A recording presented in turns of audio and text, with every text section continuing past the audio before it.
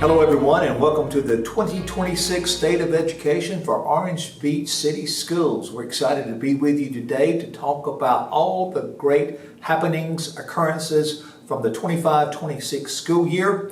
We're going to share a lot of data with you today that has just arrived within the last couple of weeks here in this office, and then we're going to look at the upcoming school year that will be here sooner than you think, right around the corner.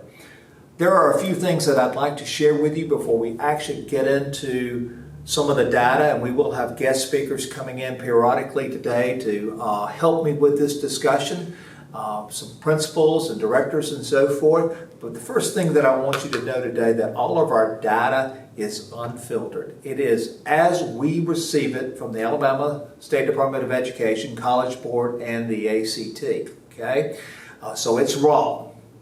Also, in terms of accountability, we typically remove all of our students that are not full academic year students. The data today that you're going to see does include those students who are not full academic year students. So the data you see today will differ from data that we will share with you typically in November. But really, for us, there's not that much difference. So it'll be very similar, but not exact.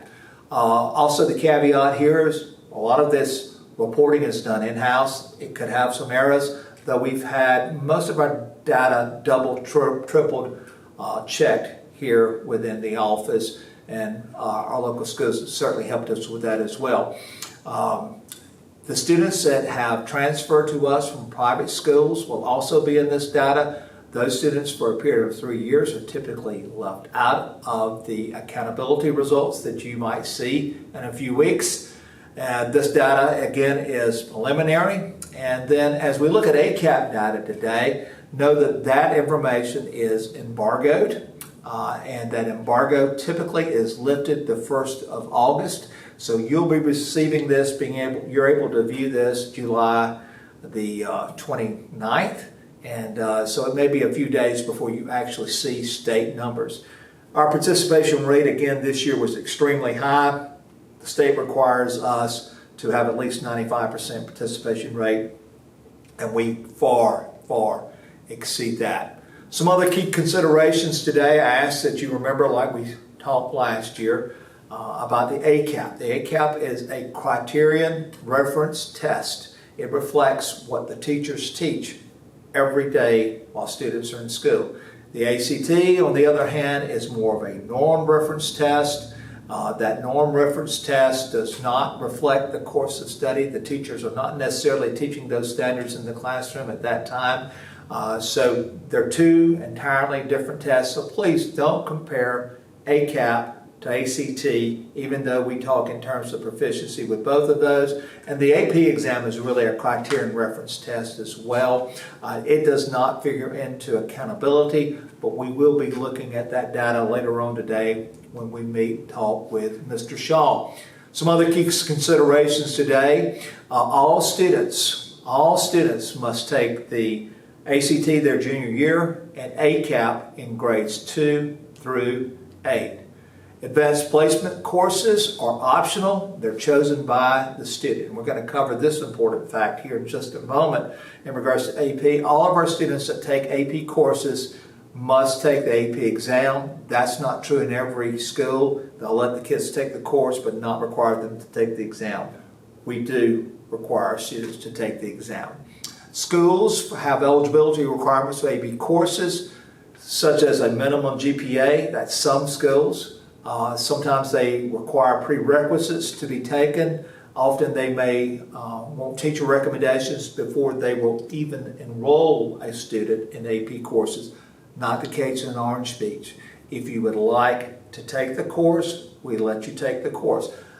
We have had this discussion with teachers and with Principal Shaw many times. We would rather a student take the AP course, be exposed to the curriculum, make a 1 or 2 on the exam, but have that experience. Of course, we all know that a 3 or better is what a student needs to actually receive college credit. But we would rather them receive 1 and 2, be exposed to that, because we feel like they'll have a better chance of doing well when they get at the college level and actually have to take that course. So we also, with students in our AP courses, they have to take the corresponding AP exam. We've already addressed that. And many schools will separate dual enrollment students from the AP students and have them in two different classrooms. We do not do that. If a student is taking dual enrollment, they take the AP course simultaneously. Therefore, they are exposed to the AP rigor. And we do like the rigor of those courses. Also, some key considerations here. Student enrollment increases in our district beginning at the middle school. So it's difficult to say third grade proficiency score and compare those to, say, the 8th grade, because the enrollment is increased typically by the 8th grade, and it's not the same set of students that we have down in the 3rd grade. And then from one grade to the next, the rigor will differ, cut scores differ. So it's hard to say that one class did better than the other class, though we are going to look at some numeric percentages today. It's very difficult to consider the rigor of those assessments and saying that one group did better than the other. Probably the most important thing that I'm going to say in these slides here today is this last bullet. We look at test scores because we're looking for longitudinal data over time. We're looking to see if students can demonstrate mastery of content. We're looking at the data to see where the learning gaps are, where the barriers to achievement are. And we're going to do a deep dive over time into this data to make sure that we're preparing students for life upon graduation. Okay? So we're going to talk about scores and proficiency and growth. We'll talk about attendance. All those things are important. But please know our students are much more than a test score. But we are looking at longitudinal data over time to determine the success of our performance in the classroom. So please keep those things in mind. And then the last thing, I'll iterate and even reiterate that our scores are not calculated locally. We get these from ACT, College Board, and ACAP. Get those from the State Department. We do not establish the rules for the report card. We will talk about report card predictions later on during this presentation, but those are prepared by the Alabama State Department of Education. We have no control over those. They actually take those rules for accountability, send it to the federal government, it's approved, given back to the state, and from the state comes down to the local education agency, okay? Also, grade configuration, what makes up a school? Please know that Orange Beach City Schools did not do that. That was done by Baldwin County Schools. They decided that K-6 would be Orange Beach Elementary School, and then grades 7 through 12 would be Orange Beach Middle and High School. So that's not something that Orange Beach City Schools has done. Somebody else did the determination of the grade spans for the two different schools that we have. And know this, I know you've seen this video, you feel like you've seen it before because you have. We do this every year at this time. And those two links out there are actually to the publication, State of Education, that'll be coming home to you. We've done it in 23, 24, we've done it in 24, 25. We're doing it again this year. So this presentation, we're putting all the cards on the table. All the cards are face up, okay, to show you what we've been able to do. We're going to celebrate a lot today. There are some areas that we've got to focus on, that we've got to improve. We're going to share that with you as well. And then we're going to look forward to the upcoming school year. So those are all the reiterations, and key considerations that I wanted to share with you, just as somewhat as a caveat before we get into the real data here in just a moment. We're glad to have with us now the Assistant Superintendent in her new role, Dr. Mary Catherine Law, and Principal Cindy Hart. Ms. Hart, great to have you with us. Thank you. She is brand new on the job as of July 1, and you're in a new position July 1. We may come back and talk about those two things here in just a moment, but we're here now to talk about the success that we had last year at the elementary school. How would you rate last year? I'd say it was a phenomenal year. A phenomenal year, like an A+ kind of year? A+ kind of year, absolutely. And Ms. Hart? Definitely A+, A++. Yeah, A++. So we're going to look at some of that data in just a moment, but we're going to just talk briefly today about some of our successes. And Dr. Law, I took some of these slides from your end of the year presentation, and everyone who's a direct report, you guys bring in a presentation to me at the end of the year. We talk about things that went really well, some things that we would have hoped would have gone better. And then we talk about next year a little bit. So talk to us about celebrating our success, top 25 in Alabama, top 25 school. Yes, so we were recognized as one of the top 25 schools in the state of Alabama amongst, it's almost 1,400. I think it's 1,400 schools in the state of Alabama, almost public schools. Public schools. And so for us to be ranked as one of the top 25 was a huge honor. Yes. Ms. Courtney and I went to the State Board of Education meeting. And in the middle photo there. Yes, with Jackie Ziegler, our representative. And we are just so proud of our students and our teachers and their efforts. Absolutely. These pictures are from an academic pep rally that we had after ACAP to celebrate the success. We celebrate student success, Ms. Hart, but we also celebrate teacher success. We do. Who gets a bigger round of applause, our students or our teachers during that pep rally? Oh, I think our teachers definitely do. Yes, they do. Our students are real excited, I understand, that when the teacher's name is called out. So congratulations to Orange Beach Elementary School. We got a little monetary prize to go along with that last year, and I'm sure it's been well spent on instructional cost, I'm sure. Yes. And then our report card came out. Well, we're excited about that 99. Absolutely. We were wigging out over our test score. Wigging out, so did everybody wear a wig? Everybody wore a wig, and in fact, Dr. Law and I wore us to the board meeting that evening. Yes, you did. I do recall that. So the men wore wigs too? They did. Okay. Assistant Principal Burleson wore a wig? Yes. I understand he wore it really well. Yes. He wore it up in a bun. He did it did. multiple ways. Yeah. Changed his hairstyle throughout the day. It looked like Meatloaf when I saw him. Some of you are too young to know who Meatloaf was. So 99 was our report card score last year, and then we had some academic initiatives all along the way.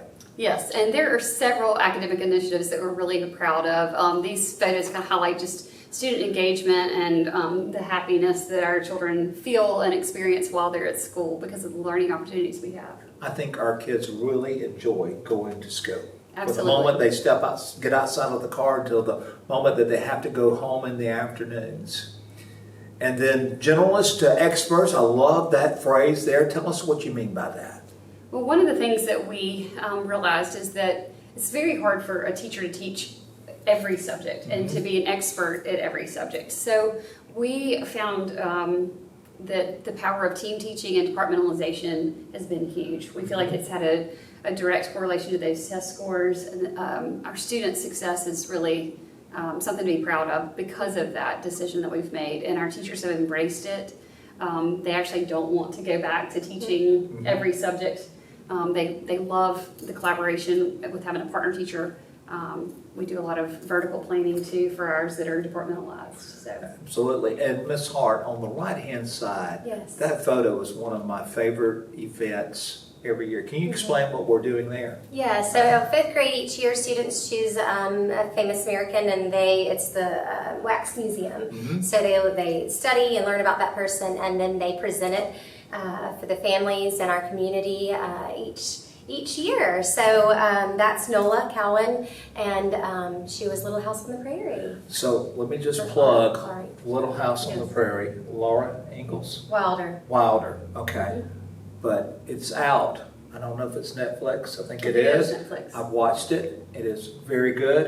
It will leave you feeling good when you go to bed at night, okay? So just a little plug there. Strengthening writing. We just got out of a meeting with writing. I'm so excited about our progress and everything. We really don't, for accountability purposes, we don't see that unless it's on the ACT with writing. But we have come a long way with writing, and the elementary school is leading that charge. Absolutely, and I do feel like it contributed to the 90% proficiency and We're gonna look at those in just a yes, moment. Yes, but I do feel like it contributed to our ACAP scores, but we are so proud of Ms. Kissler's role in writing and the benefits that our students have seen. Absolutely, and we've done a great job at the high schools too. The meeting purpose this morning was to make sure that as we transition from one school to the other, that process is still kept in place, and feel really good about our meeting today. And then we've got math confidence. We did some things with the math lab. Ms. Hart, do you want to tell us a little bit about what we've done there with the math labs? Yes, so we, felt that it was going to be really important for students to get to reinforce their math standards more than once a day in their core math class. So started Math Lab last year in 4th, 5th, and 6th grade. So those students are able to apply those math standards more often during their school day. So we really saw some improvements, big improvements in our math data. This is Ms. Lawrence's class every year. She looks forward to a fun way to support those math standards. So we're getting some math while we're also getting science. Is that how I'm reading that? And then same thing done for ELA during social studies. We're really emphasizing the writing as well. That's right. That's right. Fantastic. And we're going to look at the results, folks, and some of these efforts in just a moment. And then bringing science to life. I'll be surprised, telling our audience right now, that if we're not number one in the state in science this year. And CSAT and STARS has a lot to do with the fact that we are so strong in science. So, Dr. Long, tell us what we're looking at here. Of course, I recognize CSAT and STARS anywhere and everywhere. Yes, so the touch tank is in the middle, but the other photos are from field trips that Ms. Ellsworth and Ms. Watts take our students to Lynn, and they have the opportunity to get out and experience our environment and wildlife here. So we put on the waders, and then we grab the seine, and we go out and we see what we can catch out there in the bay. Yes. And I don't know of another school that gets to do that. Yes, the other ones, they're heading out to oyster farm. Okay, well, I like oysters, and I did a little bit of farming myself this spring. So, and then laying the foundation, what we do with our pre-K program. How many pre-K classes are we expecting to have this year? We're going to have 3 full classes. 3 full classes, and you just got some wonderful grant Yes. money. Want to expound upon that? We've not been fully funded in the past. Yes, and so we're excited to have funding for 3 full classrooms this year and provide that opportunity for more of our students. They had duck eggs hatched this year. That was a highlight of the pre-K program, getting to see that whole process. So one of the things that I heard kindergarten teachers were most excited about with the pre-K coming up was the day that they came up and were registering for kindergarten, and the fact that every one of our pre-K kids could write their name. Yes. And it doesn't sound like a lot, but that is a lot for a 4-year-old to be able to do. So Yes. kudos to our teachers and parents out there, okay? And then a Ready, Set, Glow, engaging our kids in the success that we've had with ACAP. Ms. Hart, you want to tell us about this one a little bit? Yes, so we try to make, ACAP is a chance for our kids to shine, right? But we also like to make it a fun week. So we have incentives each day if you're there, and we celebrate pre-K all the way up to 6th grade, not just our testing grades. So yes, this year we had matching shirts, and the end of the week was a Ready, Set, Glow party with a DJ. And Dancing Bear. Right. Was that not the name of the DJ? DJ Fuzzy. DJ Fuzzy. The Dancing Bear may have been something that from my childhood that I'm recalling. Yes. Mr. Green Jeans or Captain Kangaroo or something of that nature. Showing my age now. Yes, those were in color. I liked Captain Kangaroo. Well, Captain Kangaroo, he just really didn't keep That my was before attention. Okay. Oh, But it was a fun week to celebrate our students and staff. yeah, absolutely.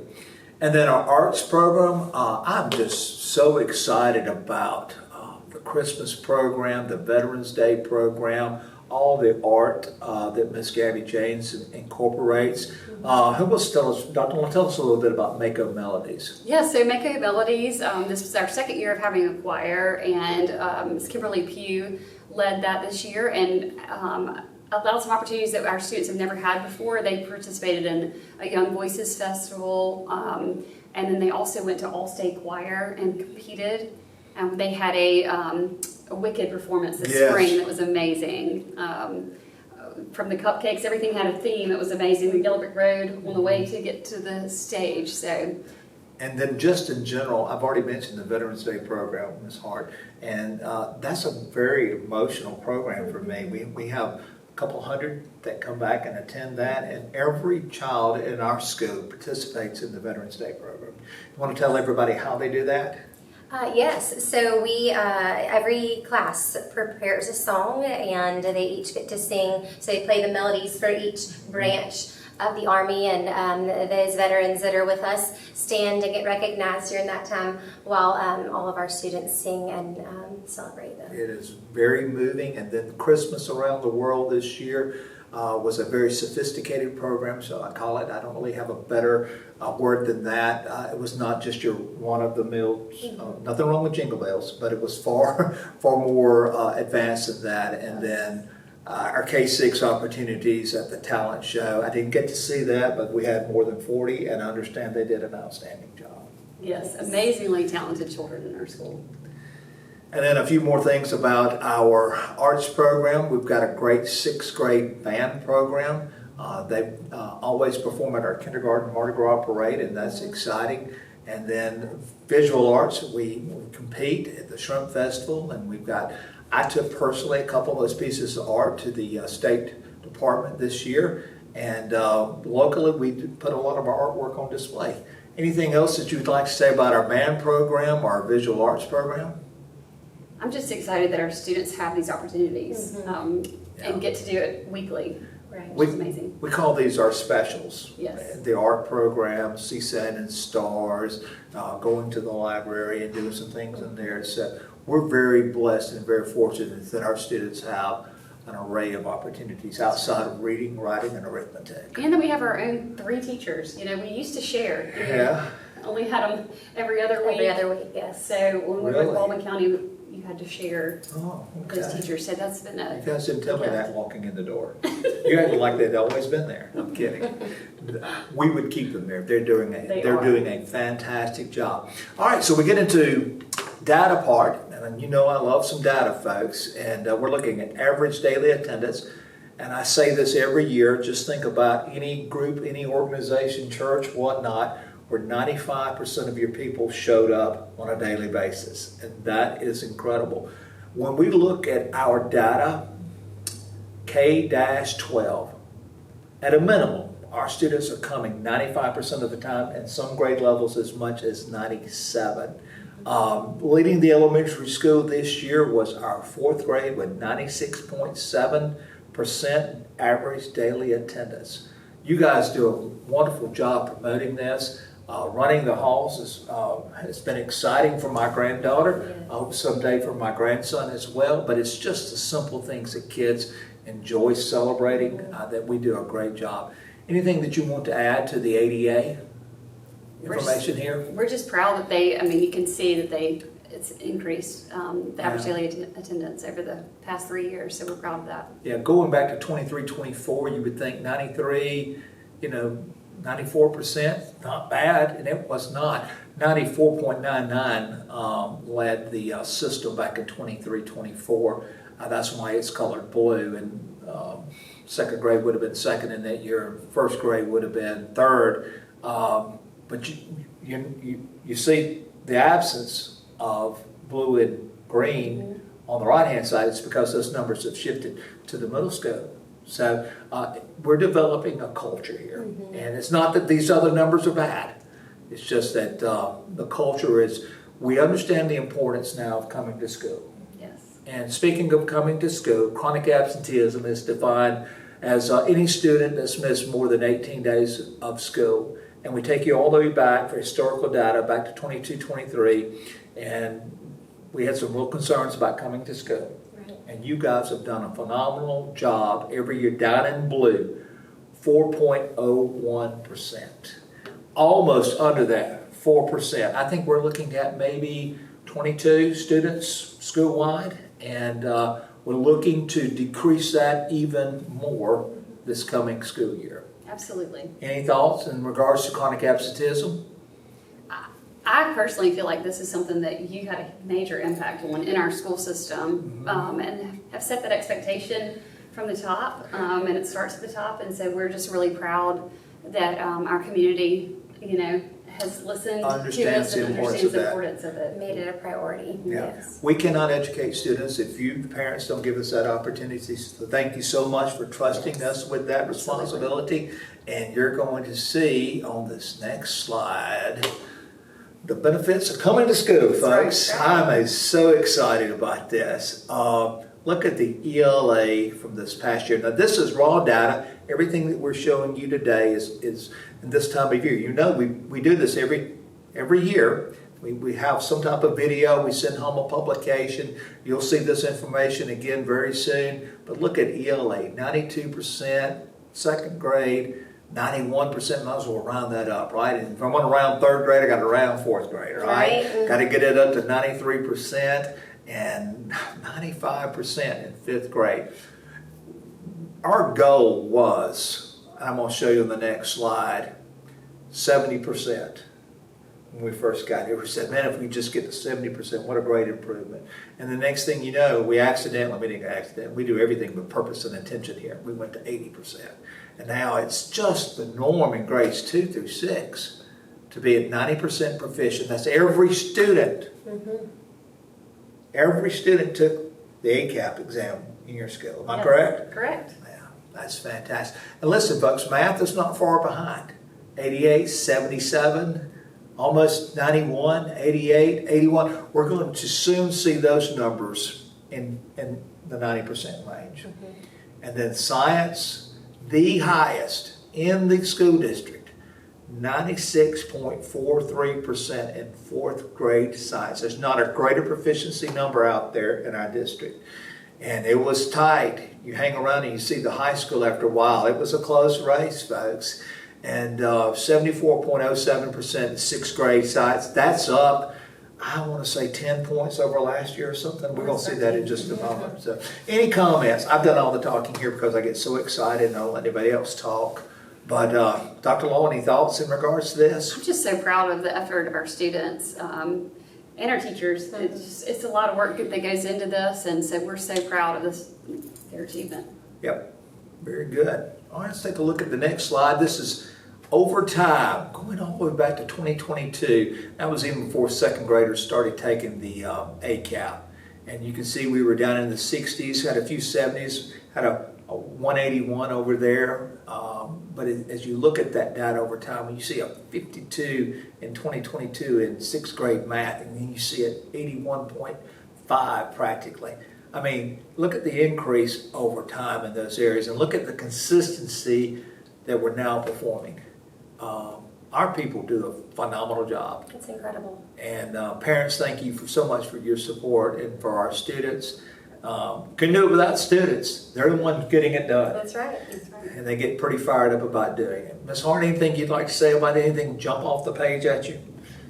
I mean, we're just incredibly proud of, like Dr. Law said, our students and our staff. I mean, they go above and beyond to make sure that our students are prepared, and our students really showed all that they know. So we are just so very proud of them. Yeah, I'm just looking at the ELA third grade. I could sit here and look at this page all day It is amazing. and get emotional and do it. So before I do, let's move ahead. So look at proficiency with ELA. If we take every kid and give them credence and looking at the ELA and math over time, those improvements are just remarkable. 76 to 92 in ELA over time. This is when we combine everybody, grades 2 through 6, and then the math, 66 to 85. That's 20% growth. What is it, 76 to, it's about 16% in ELA. Not bad at all, but that's almost 20% in math. Incredible. Years. It's amazing. Love that chart. All right, so it's not all about a report card, but we do like our report card. I want everybody to know that our students are much more than a test and an assessment, and we give a plethora of assessments all year long, and we're just kind of dropping little pins about where those students are academically, and we can look at the data over time. We either know we're meeting their needs or we're not meeting their needs. Unfortunately, in nearly every case, we are meeting the needs of students. So there is some validity to well, there's a lot of validity in the test scores. But what do you think about this year's report card? You're coming off a 99. So where do you think we'll fall come November? Because it'll be a little while before they release these. We're hoping for a 99 again. I feel like that's hopefully where we'll land. We would love it if it's 100, but Yeah. at least a 99. Yeah, from everything that we have seen, it would almost be impossible to be anything less than a 99. We're at the ceiling. Right. We think we'll get all our proficiency points. We think we'll get we know we'll get all our growth points because we've got growth points that we're leaving on the table. The area, chronic absenteeism, even though we have improved. And it's a main thing that's kind of catching us a little bit. We get 1 or 2 students that kind of creep into that 18 or more. We need them at school, even in May. There's still a lot of value to come to school in May. And I promise you this, no pressure on you. But we shave off 1 or 2 chronic absenteeisms next year, we will be at 100. I'm not saying we're not this year. I don't know. We'll just have to see. We know that we've done well. So Dr. Law, what are you most proud of? I'm just proud of our people. I would say that our students, our teachers, our staff, it's always the people that make it happen. So, That's right. So Ms. Hart, when you look at all this data and everything, is there anything that you really want to improve upon? One goal this year is to allow our core and special teachers to collaborate. So, we've seen the benefit in Math Lab, but we want to make sure that they have that chance to collaborate, build an environment where they're able to push the standards all throughout the school day for standards mastery. Absolutely. So it's really more about mastery of standards than it is necessarily a numeric grade sometimes. That's a conversation we can have some other time. So Ms. Hart, I'm going to go to you because Dr. Law's position's changed, but I am coming back to you. okay. What excites you most about this upcoming year? It's your first. I know. You're kind of glowing over there, and that's good. We all glowed that first year. I don't know about the second year, but I'm kidding. I am so excited to welcome our staff back. I mean, just to see them collaborate, come together, support each other, innovate, continue to grow in their profession, but also to see our students grow. There's nothing like first day of school. We've been Anywhere in the state of Alabama, preparing for OBES, That's right, all summer. And we whether it can't wait. rains or whatever. It's going to be a great day no matter what. Welcome our families back and our new Makos. Uh-huh. We're just very much looking forward to bringing our school community back. Looking forward. I always start my day at the elementary school. Yes. It's a great way to, nothing wrong with the high school. But they do have music in the parking lot, okay, I have to say. It is Dr. nice. Law, talk to us about this year for you. It's a new role, it's a new position. What are you most excited about?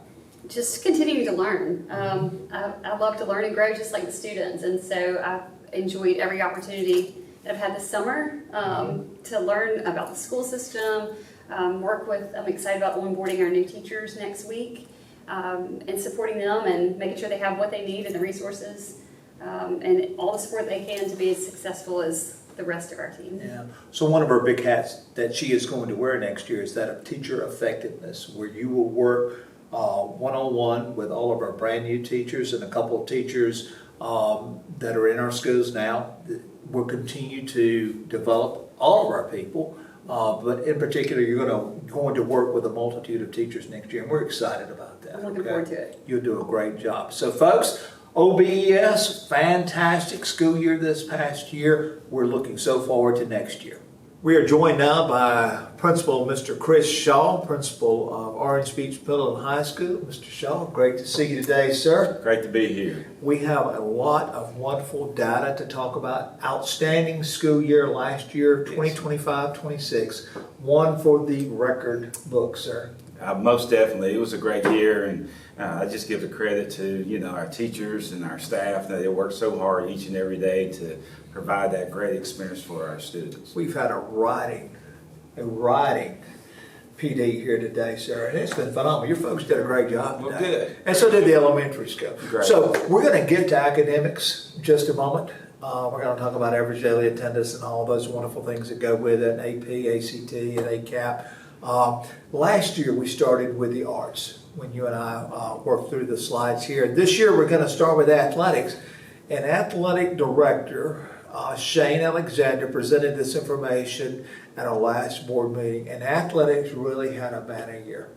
Oh, they did. I mean, it just takes credit to our coaches and our players and our parents. They really support our athletics. You know, of course, it starts in the youth leagues in the city, and it just carries over in the support that we receive from the school system. In the city of Orange Beach is just phenomenal, and they do everything to ensure that our students have the best experience and have the best chance to be competitive and be successful. Yeah, absolutely. Let's look at a couple highlights here. There were 9 area championships that we could have won this year. We won 7 out of 9. That's correct. Pretty good numbers there. 2 sectional championships, girls soccer and softball, and 2 state championships, cheer and softball. On the right-hand side, number 2, and that's the national coaches poll, I believe, Mr. Shaw. And number 5, these are national rankings for softball, of course. And number 5 in Max Prep overall. But there's something new there. The number 1 ranking. Explain that to people, what Max Prep has done this year. Well, Max Prep says have a number 1 national championship for small town high schools. And Orange Beach is considered a small town and less than 1,000 students. And we have about 650 students, 7 through 12. And we finished number 1. And it's just a credit, you know, to the run that Coach Alexander and the teams had for, you know, 6 straight state championships. A couple of years ago, of course, the national championship, national runner-up. It's just unheard of, the precedent that our high school softball program has created, not only for the city of Orange Beach, but the state of Alabama. Yeah, congratulations again to our softball team. We'll actually be honoring them at our board meeting on the 13th. 23 4A All-State players. That's a lot. Super athletes, you see the list there. There were 3 of those. Max Prep All-Americans, you see the list there. We've got Player of the Year, of course, that's Katie in softball. The Pitcher of the Year in MK. And then the Coach of the Year, Chris Leonardi from Mississippi. Yeah.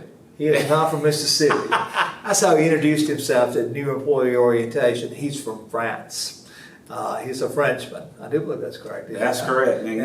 And Coach Leonardi has done a phenomenal job. You know, Final Four finish this year, and lost in a close one to the eventual state champions. Yeah. And I think you were there for that. I was there. And was it raining? It was raining in there. Sideways. It was raining sideways, but. I really like the future of our girls soccer program. I think the future is very bright.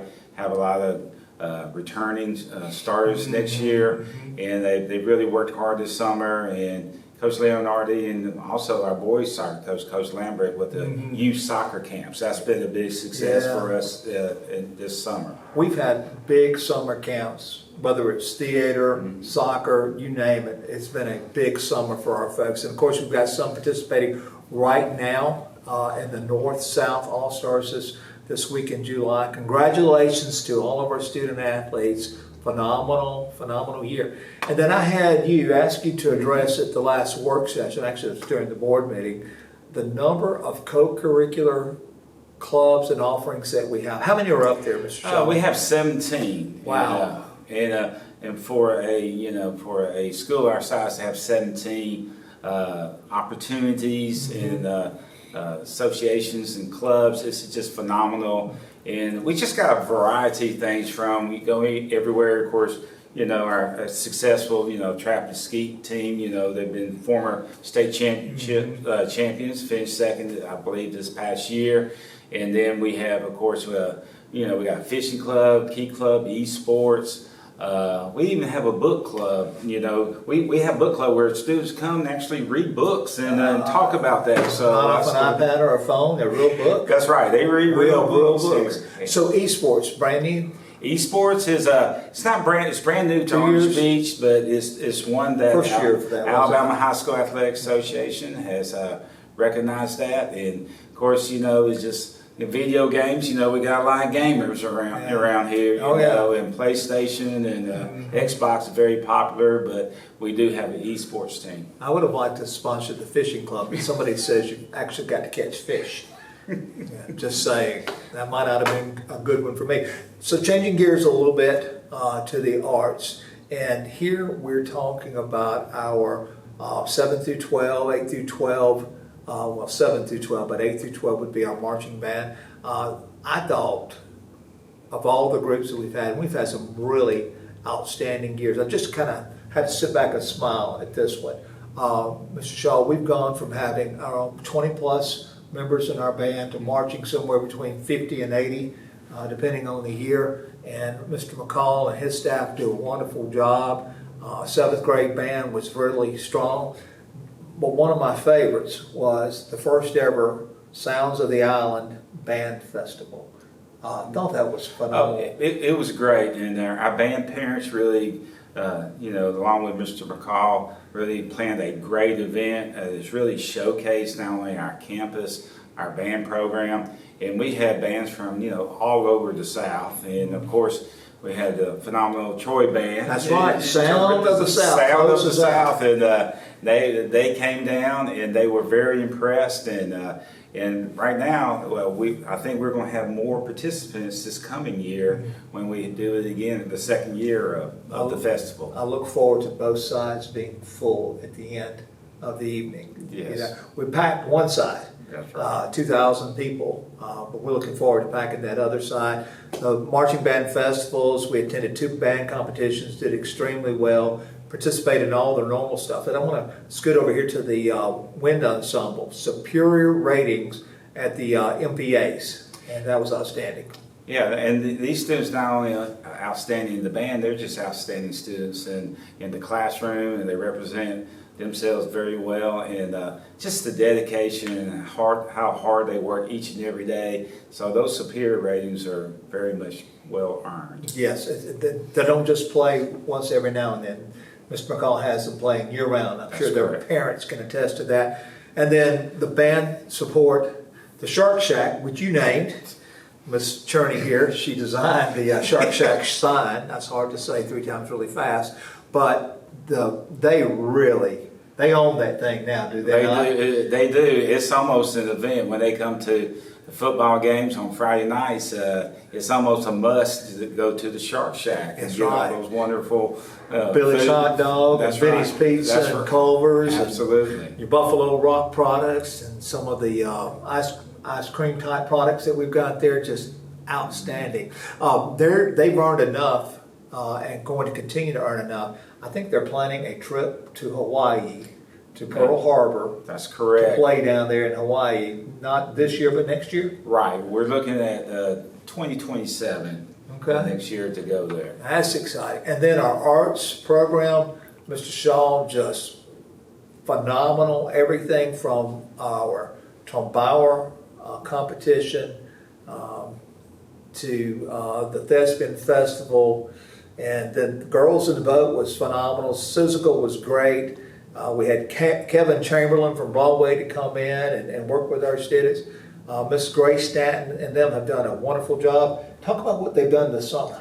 Well, one of the things, Miss Stanton, she has that gift where she just gets people excited about the drama program, and not just from high school students. We're talking from elementary to high school. So she decided to do a 2-week drama camp, and we had a lot of volunteers to come help, and very well attended, and they did all kinds of arts and activities, learned from lighting to building sets, the technology part of it, the singing, the acting, the choreography, all that was incorporated in the 2-week band camp. You sound like you might have sat in 1 or 2 of those classes. We did visit, but I didn't pick up on all that. You did well. And then the visual arts, a lot of participation in and around the county. Participated in the State Superintendent's Art Show.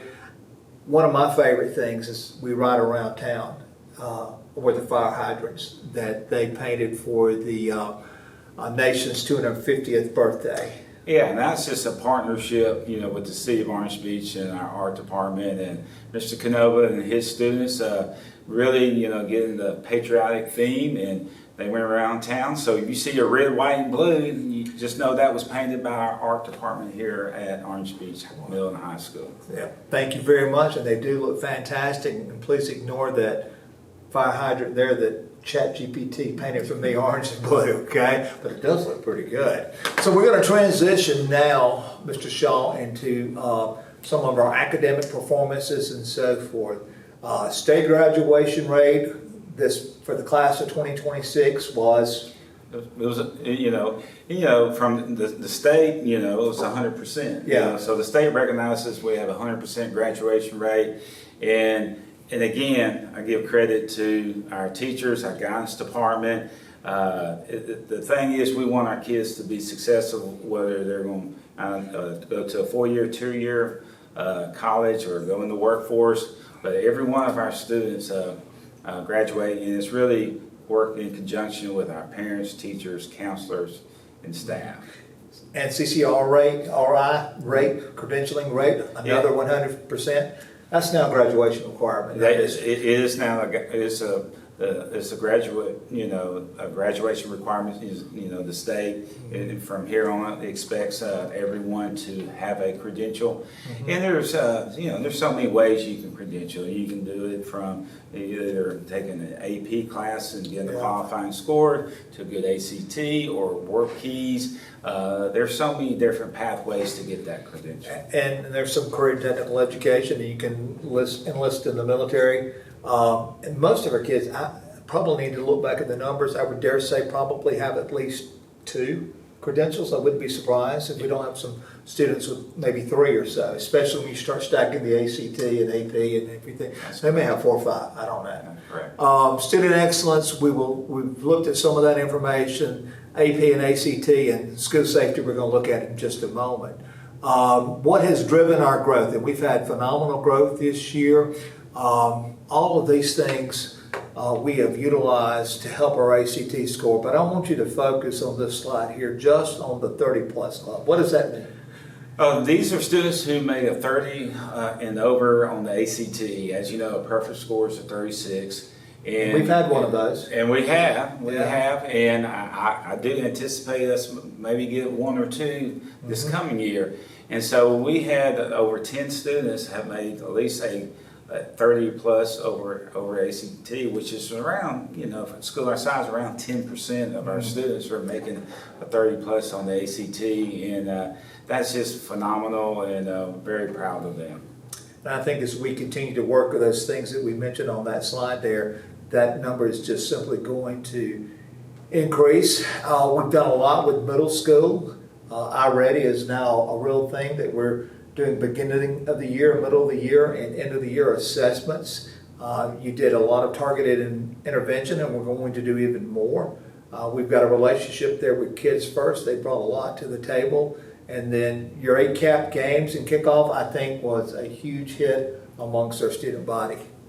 It was, and they really enjoy, our students just like to compete, whether it's on the football field or in band competitions. They always want to be successful, and these ACAP games represents the academic knowledge that they have obtained from our teachers, and they really enjoy competing against one another. And we gave them some Olympic medals. We had some silver and gold and bronze medals, and they were really excited about having those ACAP games. Very good. And then our academic opportunities there. We had 191 students that took AP exams, 519 exams administered. We'll look at that comparison in just a moment. Received silver. There's a chance that might change with the most recent AP scores. Yes, and we of course improved from bronze to silver, and I'm pretty confident once we get all the scores in that we'll probably reach from silver to gold status. That's incredible in just a short period of time. The AP seminar, a lot of people are a little confused about AP seminar, but maybe the best way I could explain it is really 10th grade English for college-bound students. That's correct. And it is a great way to introduce sophomore students to AP rigor. Yes, and Miss Perkins, our 10th grade English teacher, has done a phenomenal job. Yes. She's 40-something kids doing that. She's right, and she's very passionate about it, and she does an excellent job with AP seminar. So that number there for 8th graders requesting AP World History, we're actually adding our 15th, I think, AP course this coming year, and it's going to be in World History. So we expect to expose another group of students to AP rigor as well next year. Yeah, our AP program just continues to thrive. I'm so impressed with our AP teachers, and of course, you get that qualifying score for AP. pretty much allows them to go to use that college credit anywhere in the country. And we love the rigor of that, and parents love the cost savings. I don't know what tuition is now, but I'm sure it's relatively expensive. 9th through 11th graders expressing interest in AP Physics. We're going to offer, for the first time in a while, AP Physics That's correct. next And, year. And it's something that we're excited about. It's just one more things that, of course, physics is it's a challenging subject, Yeah, and it so is. and the students who are successful in physics, it's really a blueprint to success on the rigor at the college level, especially those colleges that are the Ivy League, the Vanderbilts, and things like that. AP Physics is a good fit for students who are successful if they plan to go to those schools. It's not uncommon to see some of our juniors and seniors with nothing but AP core classes, That's would you correct. say? That's correct. It's just incredible what they're doing and the rate at which they're passing these things now. We're doing a great job with college and career exploration. Ms. Hampson's doing a wonderful job with this program. Here you see what our 11th and 12th graders are doing and our sophomores are doing. And we don't just wait until kids get into high school before we begin career exploration. Anything you want to say about this slide? Well, it's just that, the students, we have so much success at Orange Beach Middle and High School, and it's exciting when our students go to other college campuses. A lot of times they hear about South Alabama or Spring Hill or Mobile or college or Southern Miss, but actually go there, and it kind of gives them a jump when they have to make those decisions on where they want to go. So we're very proud that these college visits, people really enjoy to do that. And then, of course, the college fair, where we have many universities all in one spot where our students can go from table to table and see what those colleges have to offer. Our students do a great job of taking those events very seriously and always represent us extremely well. So that's great. All right, so we're to the data. You know how much I love a graph, right? That's right. I love a That's graph. right. So, Mr. Shaw, man, there's so much I want to say about this. First of all, senior class of 2026, thank you for coming to school. Thank you for coming to school. Back in the 23-24, it was a little bit of an option, or so it said. 87.61% of the time, our seniors showed up. You're 95% this past year. Everywhere in our district, Mr. Shaw, every grade level, 95 to 97%. On any given day, those kiddos are going to show up. That's right. That means they love school, right? Well, they really enjoy school, and I think they understand that there's nothing like being in the school chair and being in front of their teacher. Face-to-face instruction. It's just a recipe for success for those students that come to school, and then I think they are enjoying with the sports and the clubs and the drama. It's really a great environment at the school. Our 7th grade group led us again for the second consecutive year. They love it. That's right. They love coming to school. 97%. Let's just round out on that. That's right. And then 8th grade, not far behind, number 2 in our system last year. There's just not really any bad numbers out there. Now, I will encourage the junior class. It's now our senior class. Let's do a little better than 94.55. Let's beat the old number set by last year's seniors of 94.82. But Mr. Shaw, that's been a culture shift. Yes. And probably the best way to talk about the culture shift is to look at this next chart. This is chronic absenteeism. These are students that had 18 or more absences, whether they were enrolled 2 days, well, they couldn't have 18 absences 2 days. If they were enrolled 18 days and missed 18 days, that's this group of kids. Is anybody that entered through our doors that would have 18 or more absences? And then look, we have gone from 27% chronically absent at the middle of high school to 8.6. What do you attribute that success to? Well, I think it's a combination. Again, we have an attendance team that's really emphasized the importance, and they understand they're going to be more successful the more they come in the classroom, and they also understand in the real world that you have to show up and come to work on time. Is that right? You have to come to work on That's time. very much appreciated. And so we kind of emphasize that. We do, recognize, we do offer some incentives, and things with our business partners in the community. They really help as far as getting recognition for for great attendance, and it's something that I'm very proud of, and I think it's just going to get better and better. Can I put my name in the hat for the Yeti cooler? That's right. You can put your name in the hat. And My attendance is pretty good. People wish I would miss a little bit of school from time to time. All right, let's talk about ACAP proficiency and what we did this past year. ELA, Mr. Shaw. Great job by our ELA teachers. 77.67%. 7th grade English language arts and 8th grade was 82.24. You proud of those scores? I'm proud, and it's one of those things going back to, it's real simple. It's, our teachers, our 7th and 8th grade teachers emphasize reading and writing. Yep. And if they can read and write, that's half the battle there and being successful in our English language arts program. Okay, let's talk about our math scores. And this is something that Mr. Shaw and I are going to own today. We have been able to show you for 4 years great data. Okay, this is not good data. There's no other way around it. It's bad. Okay, we've got a lot of theories about what happened. We've done a lot of an evaluation. We have sat down and we have made a plan. Actually, a plan really though covers 3 grade levels for mathematics. We've got to do better than this. What you see up there is a little shocking, as I even sit here today, and I've seen it many, many times. I was crunching these numbers at 12:30 in the morning when they came in. 30-point proficiency in 7th grade mathematics is unacceptable. And I would tell all of our parents and all of our audience members out there, this is not a student issue. Our students came to school, you look over and you see what they did in ELA, and I would have expected some similar numbers in mathematics, but we don't have them. But this is not something that our students did. This is an adult situation that we have been correcting and believe we have corrected moving forward. There's still some catching up that we've got to do, and I promise you, Mr. Shaw can promise you, that it's not going to be punishment on the children, that we're developing ways within that 8th grade schedule as 7th graders were promoted to work out some remediation.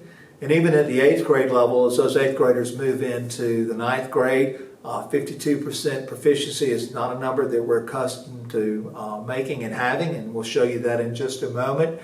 So we've got to make some provisions even for those students as they go into the 9th grade. So we've got to ensure 7th graders coming in are getting what they need to, and we believe we've got staff in place there. We've actually gone and brought some people out of retirement. You'll know who those people are very soon, and they're going to come in and help coach 7th, 8th grade math.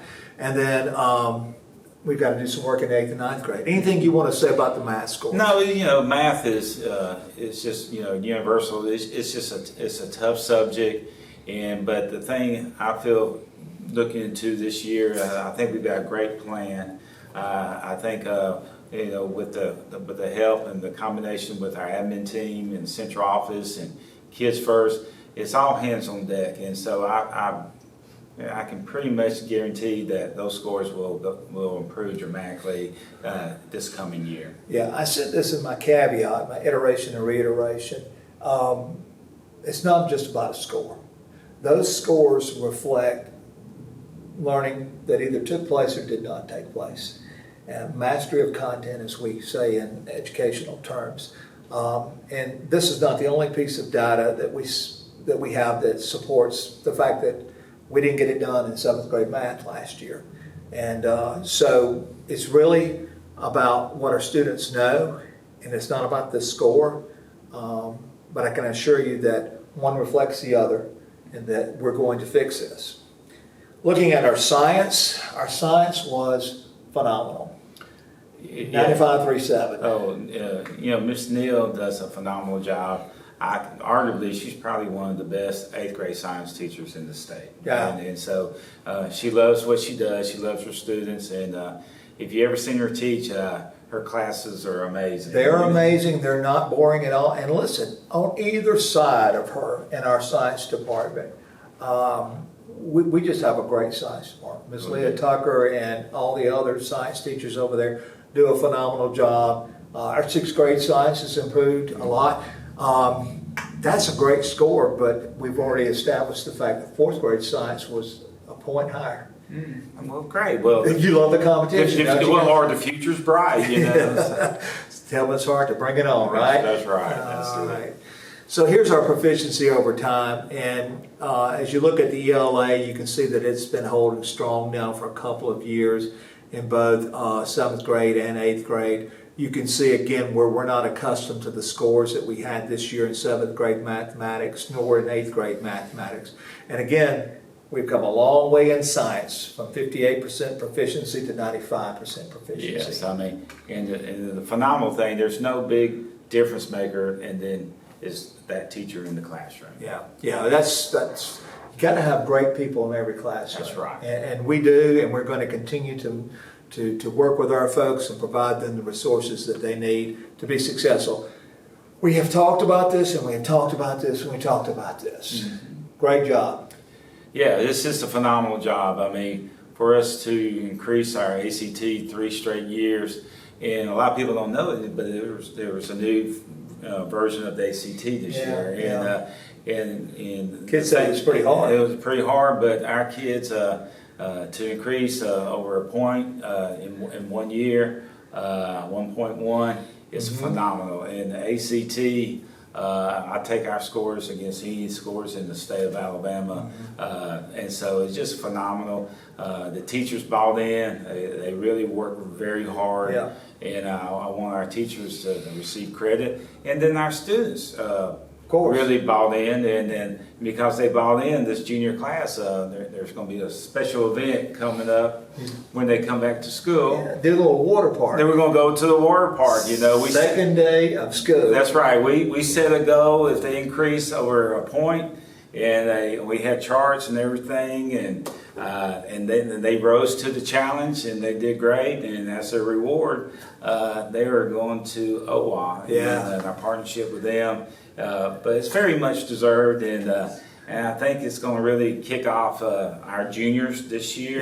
To see, see if it sets the tone, and see if the juniors can beat that score this year. I would love to see that, sir. Love to see that. That's a pretty good group of juniors that are coming up. 139, you told me yesterday. I think. That's right. So one set data that they took in the spring. This is not a combination of scores. This is one test, one time. And that's what the state does. This is a state assessment. It's a state assessment, and it's that one Every day. student? It's 1 day. Every student that's here, regardless their IEP, gifted, whatever, That's right. everybody's taking this test. Everybody takes the test.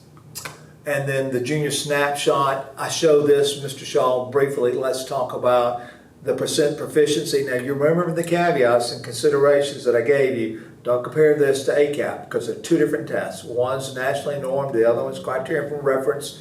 ACAP reflects what teachers do every day, not so in the case of ACT. So to improve, look all the way down to 2023, what ELA has done, almost doubled their score in 1, 2, 3 years period of time. Yeah, again, just a credit to our teachers. You know, a big credit is our professional learning communities. And so our teachers are collaborating with one another. They're sharing ideas, best practices, and we're very excited about the growth we've seen in the last 3 years. Math is up, science is up, so gotta love that. And then I just show this to show some growth by the class of 2027, where they were when they began in the fall of 23 all the way through the spring. And then I put it in graph form to show just continuous improvement. And that's really what this game is all about, folks. You don't turn the ship around overnight. You've got to nudge it, especially when it comes to ACT. Most people don't make any change or any improvement in ACT over time, yet our people have. And that is due to their persistence. Again, 20.6 up from 18.7. You see the increases in ACT proficiency. And one of the things I'm most proud of is that ACT writing.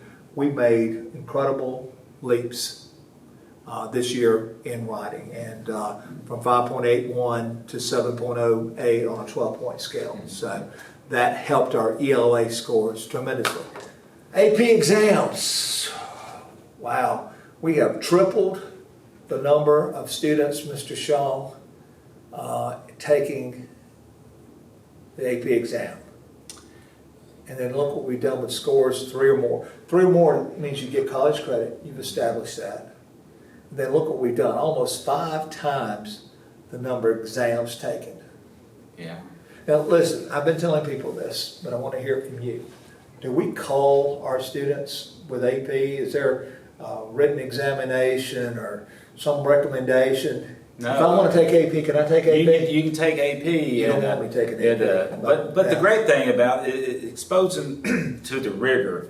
And that's what we want. We want rigor in the classroom. And it really prepares them to get a jump on college. Yeah. You know, sometimes students, it's called a great awakening, the ones that haven't taken the AP course, but having that, they kind of know what the expectations that colleges have. And our students have really rose to the challenge, and they really see the benefits. One of the things I'm most proud of as a principal is when I have a student that goes off to college and they come back and said what they got. It was easier in college than it was taking it in high school, and it really prepares them to be successful at the college level. Yeah, I love the number of AP scholars and scholars with honors and the scholars with distinction. Those numbers are all up. I know that we've got one particular senior who's graduated and moved on. I think she had taken 11 AP courses, straight 5s. Amazing. How do you do that? I mean, that's just incredible. Might be the same person that had a perfect ACT. I don't know. And then we look at the average scores, Mr. Shaw, and I think I said in leadership yesterday, or it was yesterday that we had leadership, that statistically the same or improved in 12 out of 14 of these categories. And that's incredible. To have chemistry scores of 3.5, the calculus with AP is almost a 4 on average, and a good number of kids in there. What else jumps off that page? Well, it's How about that pre-cal? 385.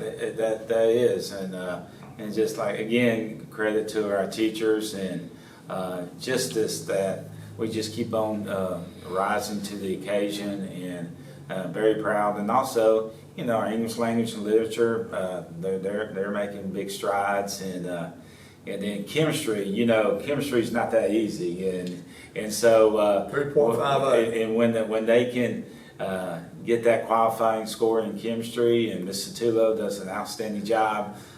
It's very impressive. You know, there was a time that we celebrated at 3.26, and it might have been back in 2024 that we did. The computer science was slightly higher. I think there was 17 students. Maybe it was like 16 out of 17 or 17 out of 18, or maybe all the students passed the chemistry AP course. But now look at our average, that it's even improved since then. So great job to our teachers. And in dual enrollment, where we were in 2022, we have almost tripled those numbers. Our kids taking dual enrollment last year in the fall, 636, then 602 in the spring.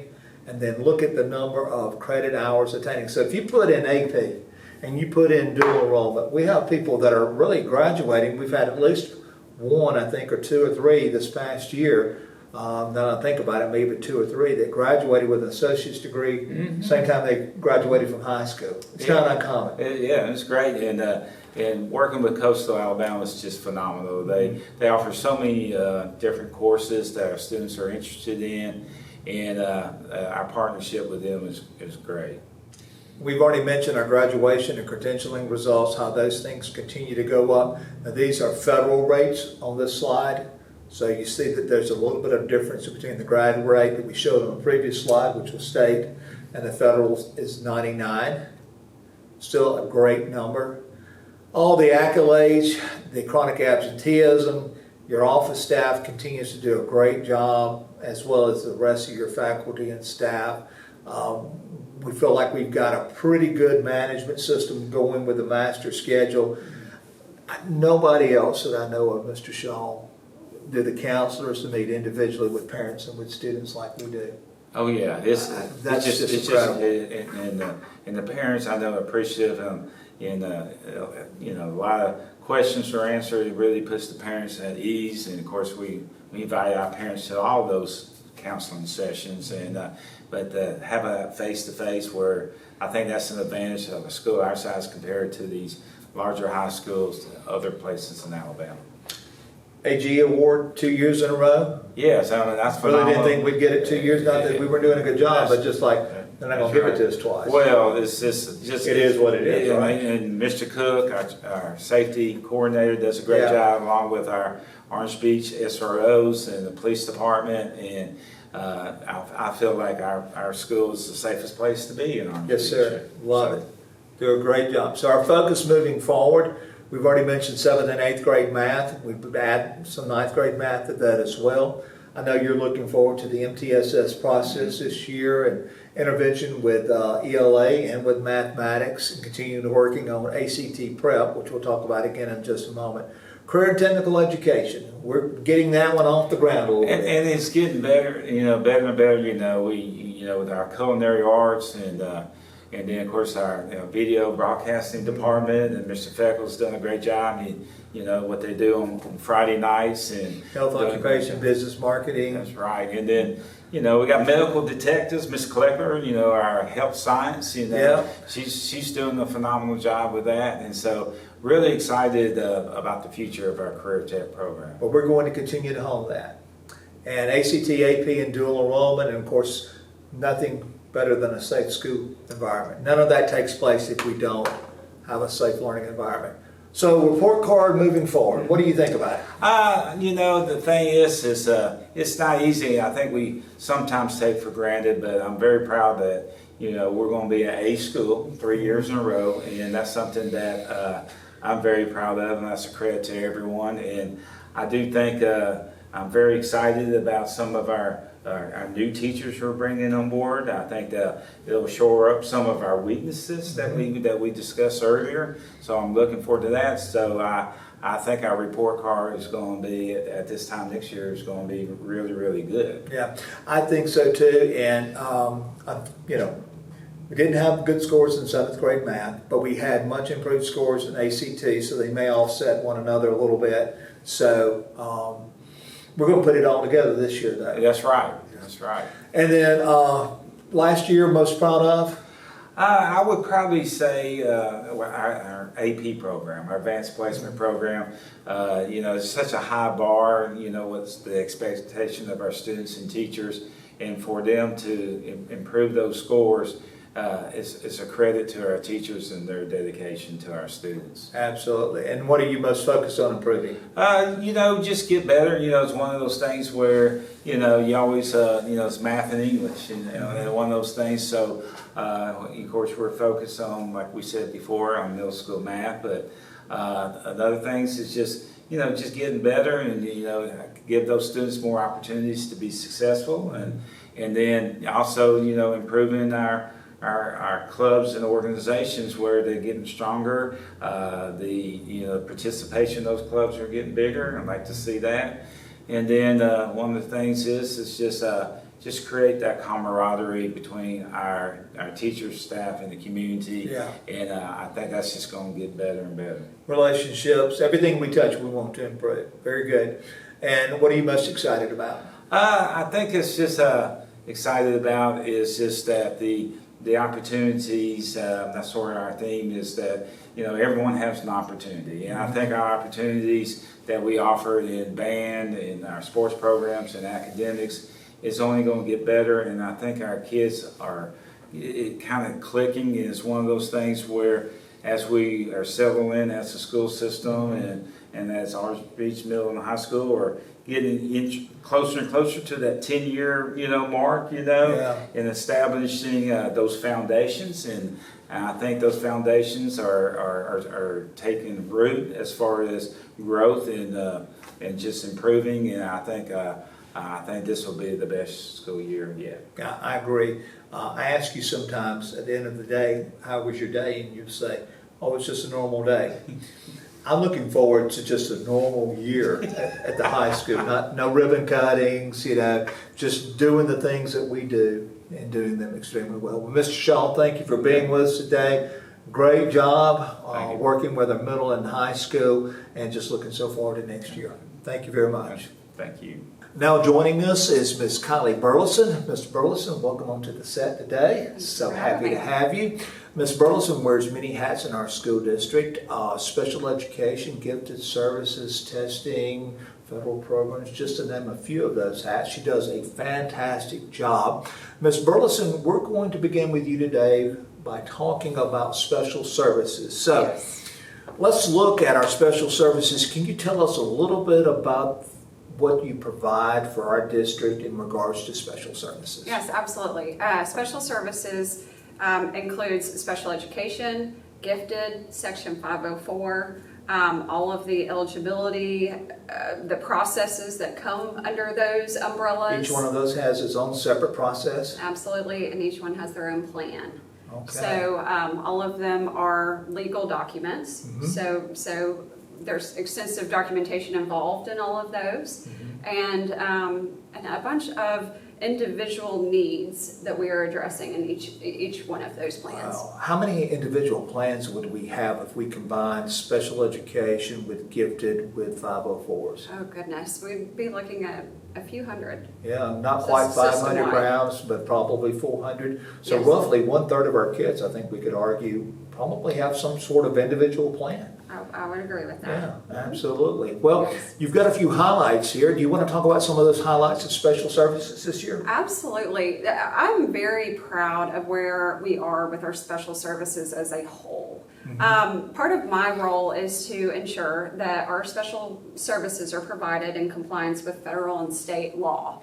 And with that comes extensive documentation, a lot of individualization for our students. But on top of all of that, our teachers, our team keeps focus on the students and how we can support their needs, how we can respect their rights, and set them up for success with their educational career. So what I hear you saying, we have fantastic students, first Yes, and foremost. absolutely. But it's the teachers and the staff members back at the local school levels that really make these things come to life for our students and giving them Yes. the very best educational opportunity that there is. Yes, we have a fabulous team. We Very do. good. Yes. So let's talk a little bit about your culture and professionalism, the collaboration, how everything is centered around the student. That is true in all three of those different areas, but we're It is. primarily talking about special ed here. Okay, special ed, we have a lot of moving parts. We have contracted service providers, we have our special education teachers. There is a lot of communication and collaboration that's involved in supporting our students. And we do an incredible job with that collaboration. And of course, that only helps our students benefit from that. We consistently meet our timelines, our state, federal timelines Love and getting those requirements. reports in when it says 100%. Absolutely. So that is something I'm very proud of, that we consistently meet those requirements, and that we keep getting 100s on all of those reports that we submit to the state. Fantastic. So let's change gears a little bit and let's talk about gifted education. Okay. We've had a fantastic school year when it comes to gifted services. Kind of falls underneath that umbrella of special services. So talk to us a little bit about your gifted programs. Our gifted program does some really cool things. Yes, ma'am. We have some unique learning opportunities here on the island. We have a great partnership with Coastal Resources. Our students get to go out to the islands and again, have some really unique learning opportunities. Only in Orange Beach, you know? Only in Orange Beach. Only in Orange Beach. Yes. We also do a lot of hands-on learning, our STEM projects, cardboard boat regatta, the cardboard arcade. We also had great success this year with the stock market game in the state. We had students who finished first, second, and eighth place out of the entire state, 265 teams. That's incredible. I It may is. need them to come manage some of what few stocks I have. Yes, yes. So we do. We do a lot of.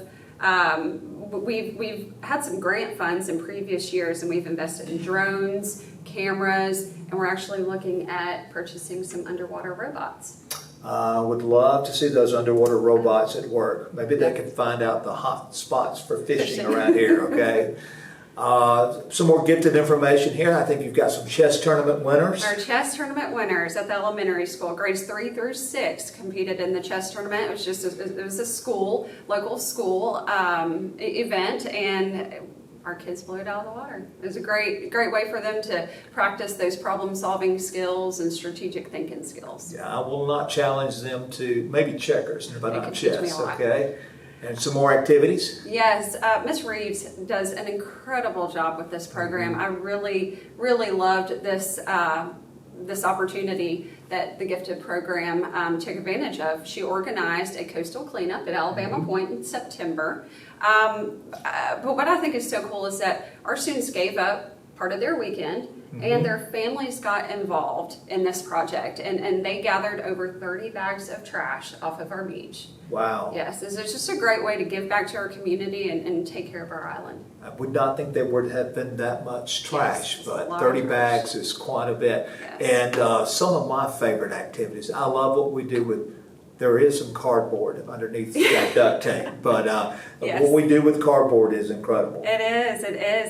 It's a fun learning opportunity. Earlier in the year, they have the cardboard arcade where the students at home with some partners make their own arcade games Yeah. out of cardboard. Yeah. And they have to get really creative. And then at the end of the project, they get to bring it to school and let their peers play their games. Yes. And yeah, just Or share. superintendent. Superintendents. I did beat a kindergartner and first grader last year in a couple of games.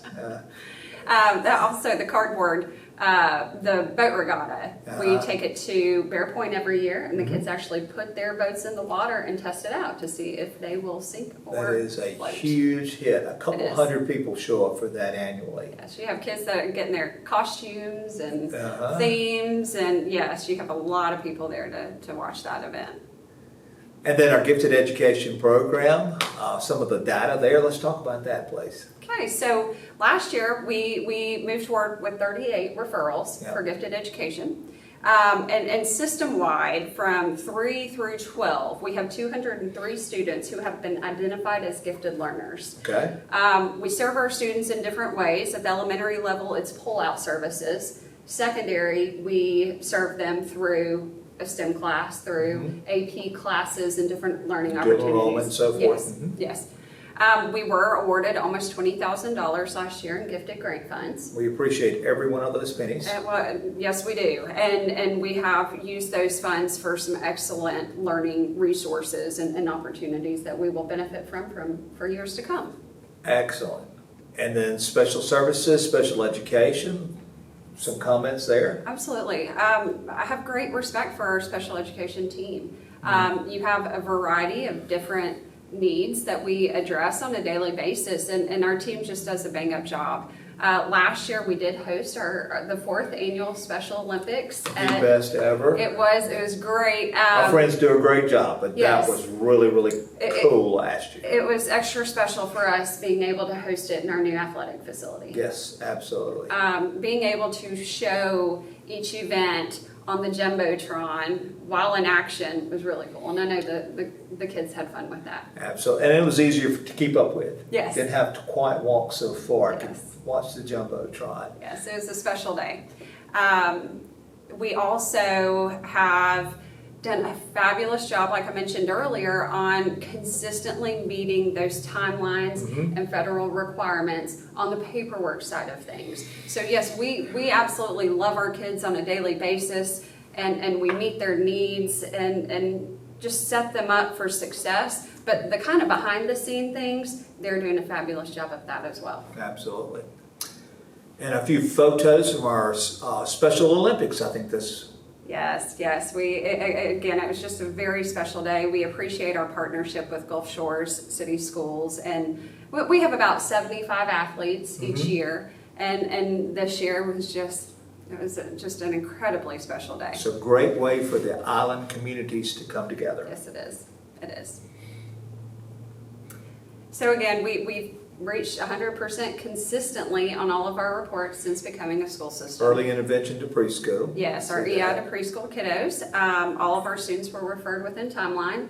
And in the LEA determination link on this slide, it's a report that on all of those indicators that were measured by, Right. we got all points possible and 100%. That's phenomenal. So there's evidence behind the things that we are saying today. And in Absolutely. regards to special education, a couple of grants that You've written it, we have received, and we really appreciate this because we get very little funding for special education Right. from a federal perspective. So these are some state grants by and large. I think they all are, as a matter of fact. Yes, they all are state grants. We've got a total of $147,000 last year.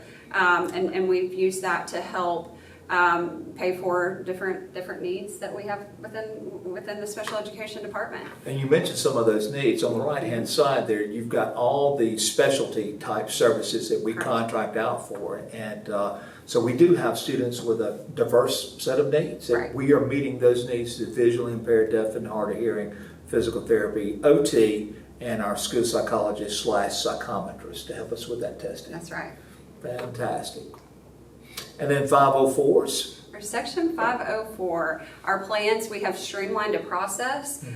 Just over the years statewide, it has never really been a requirement for us to document all of our plans in special programs, which is the statewide resource computer-based program that we use. We have over the years been able to completely transition to all of those plans being in special programs.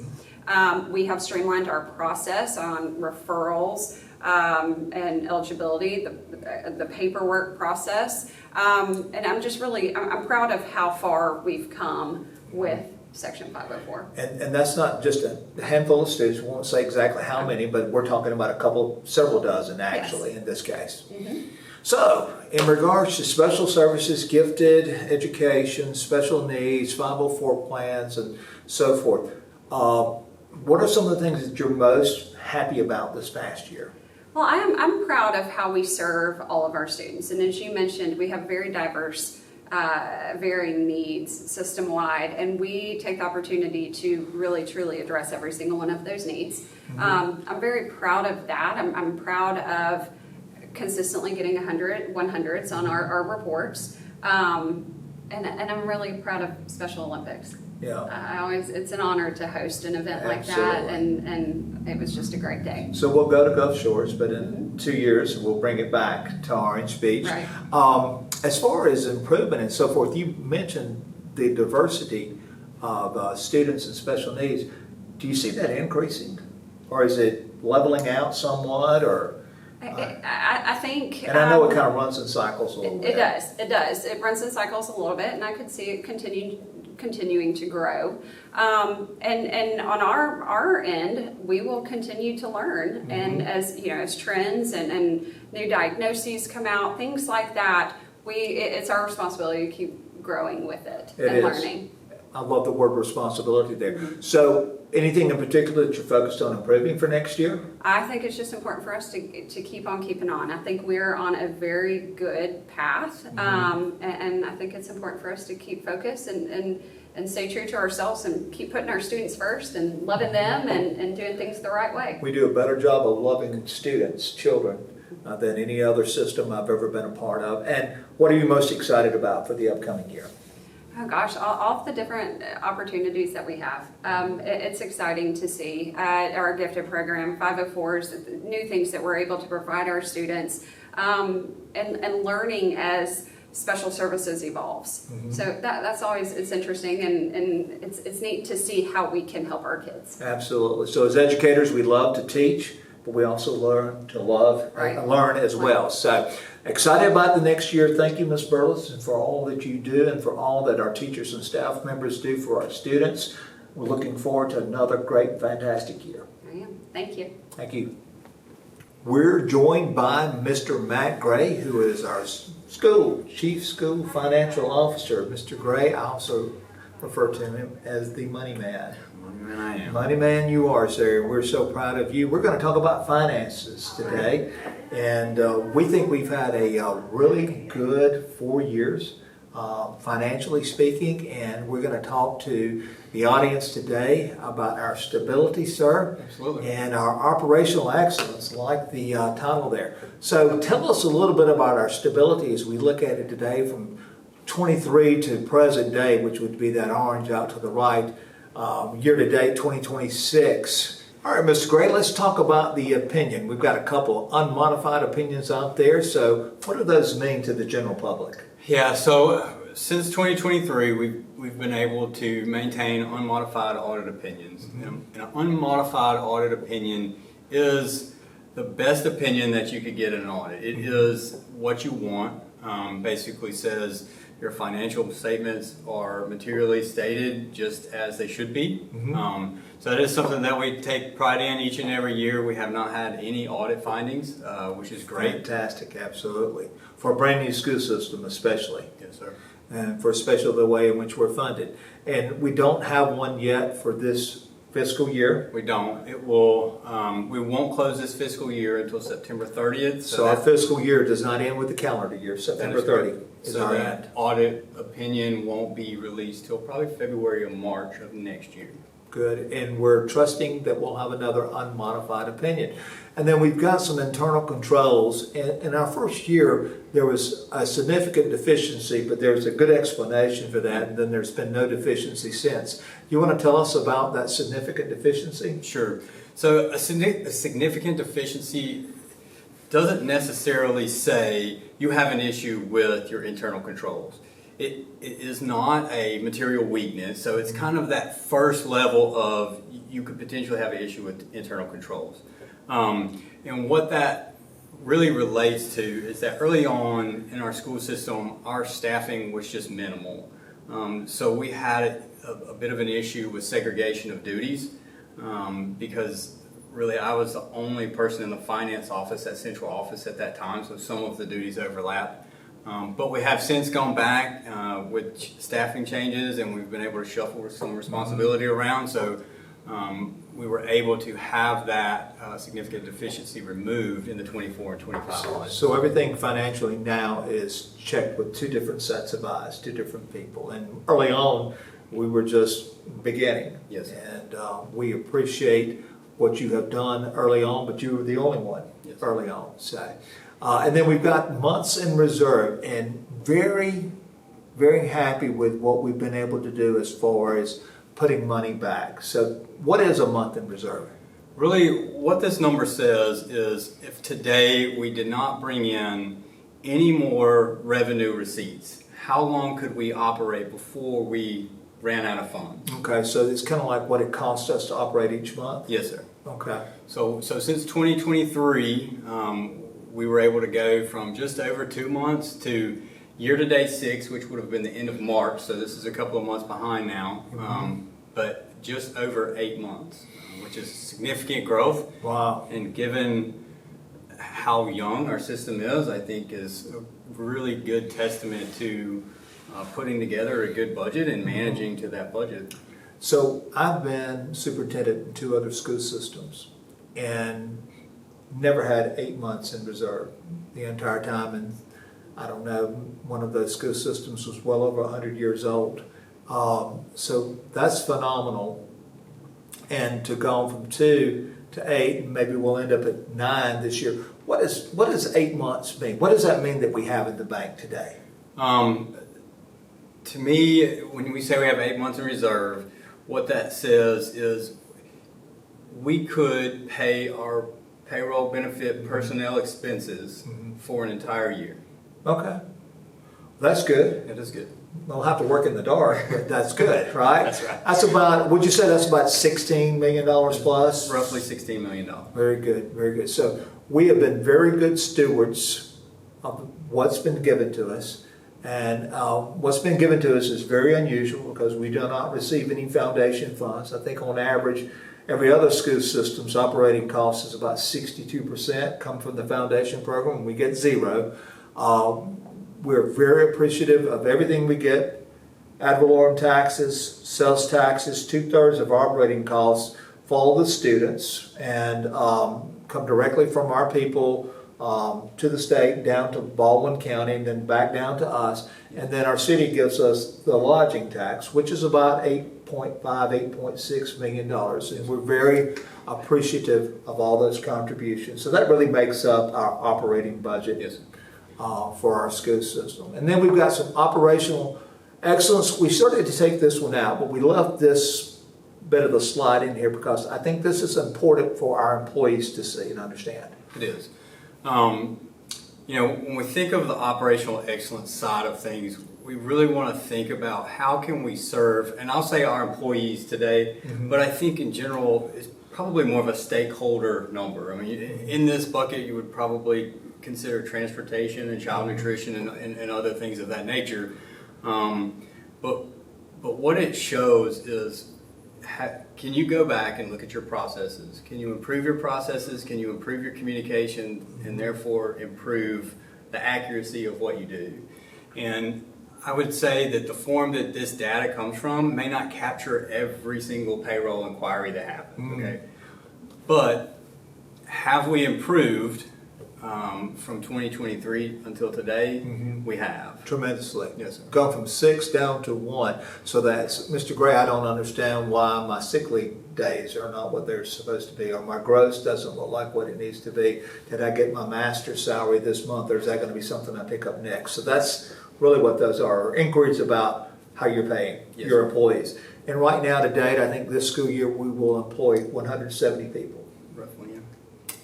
And then let's talk about revenues. Where is the money coming from? And this pie chart, if you come to one of our board meetings, depending on the time of year, that pie chart looks a little bit different.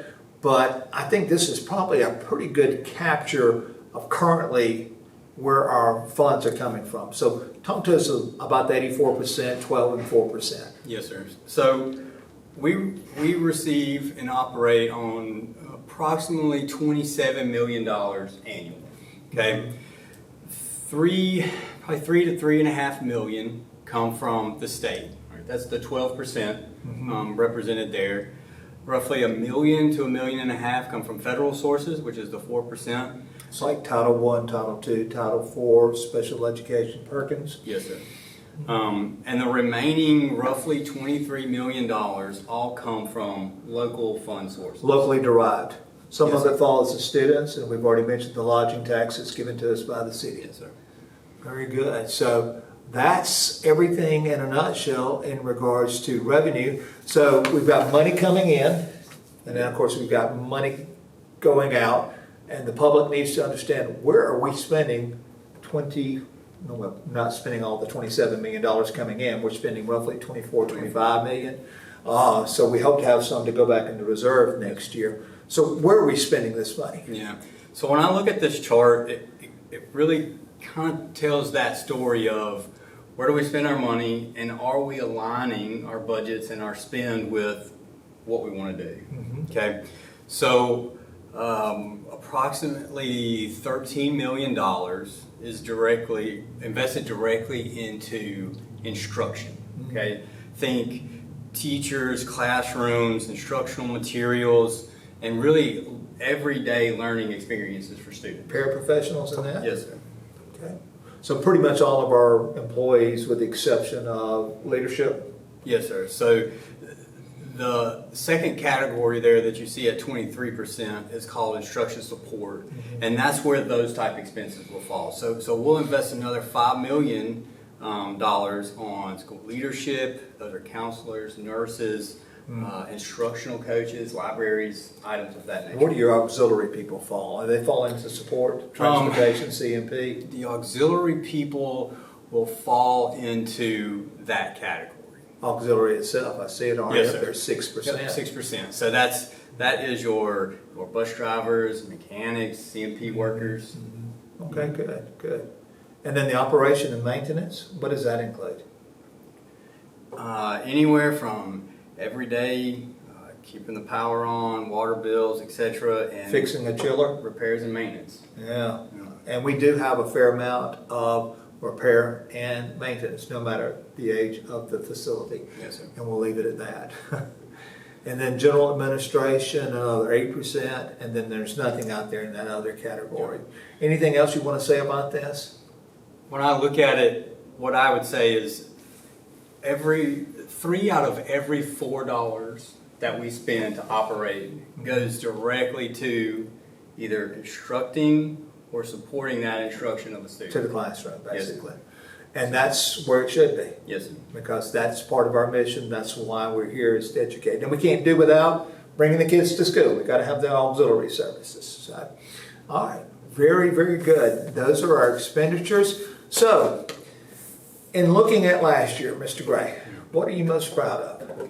You know, financial results will always be something that we'll be proud of, but I think I have to look at the people that make up the finance department and how they've invested, how we've invested in them, and that they've invested in themselves. So we went from 2 years ago having one professional certificate in this office to today we have 9.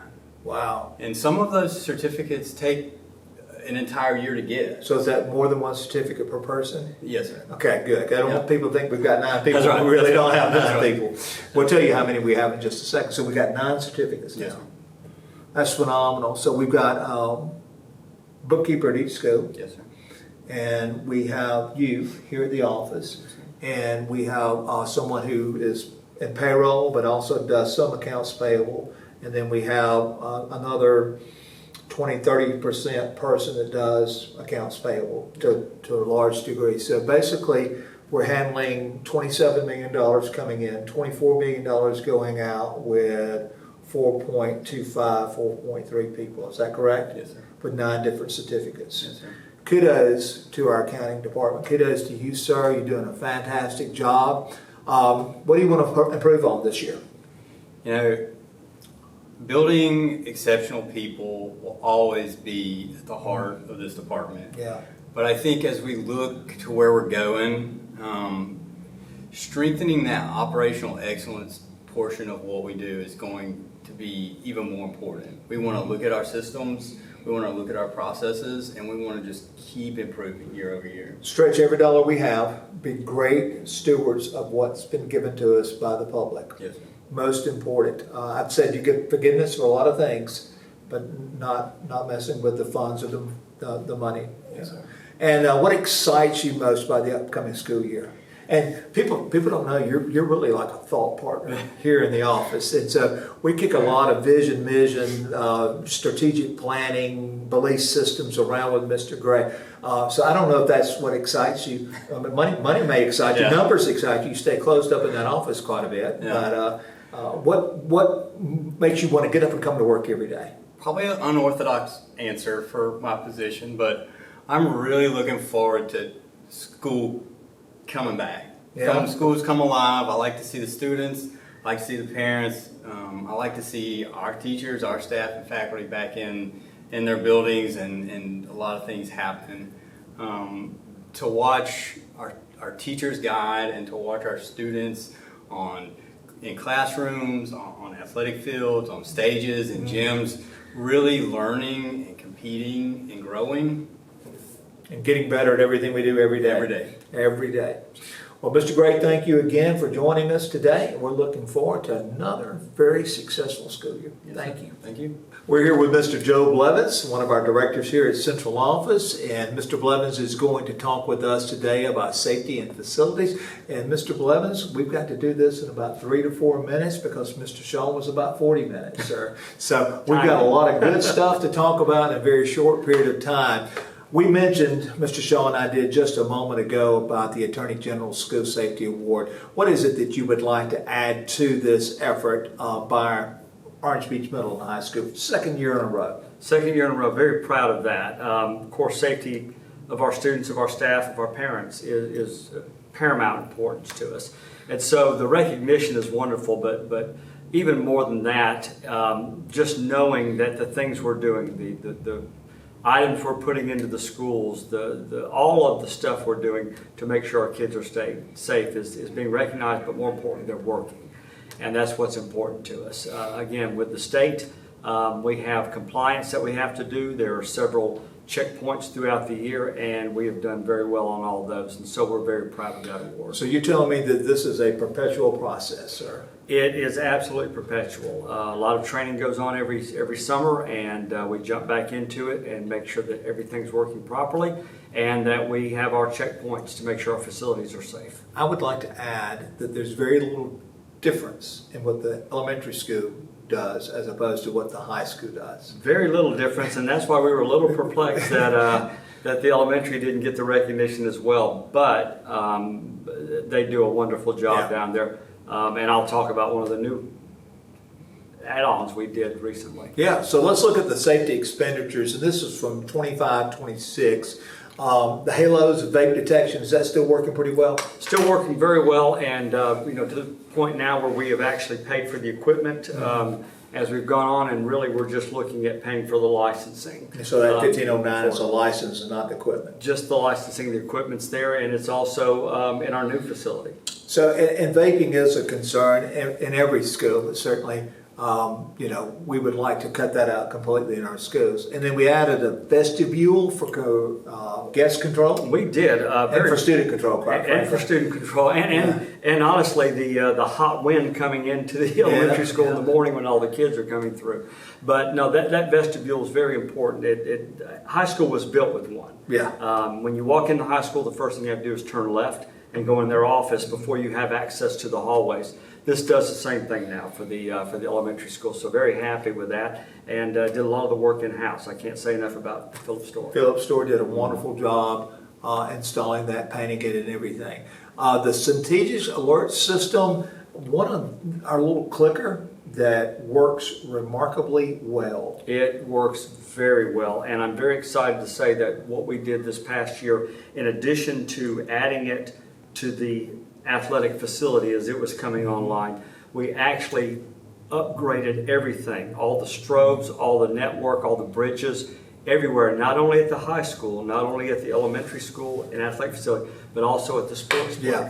So if we have an issue at the sportsplex during Baseball, a softball game. softball game, soccer game, Yep. if somebody hits it, it's going to go off, and we're going to know there's an alert alerting us and the SROs. Yes, and it's actually been utilized, and as you said, it works very well. It has. Cameras and door access, some surveillance equipment.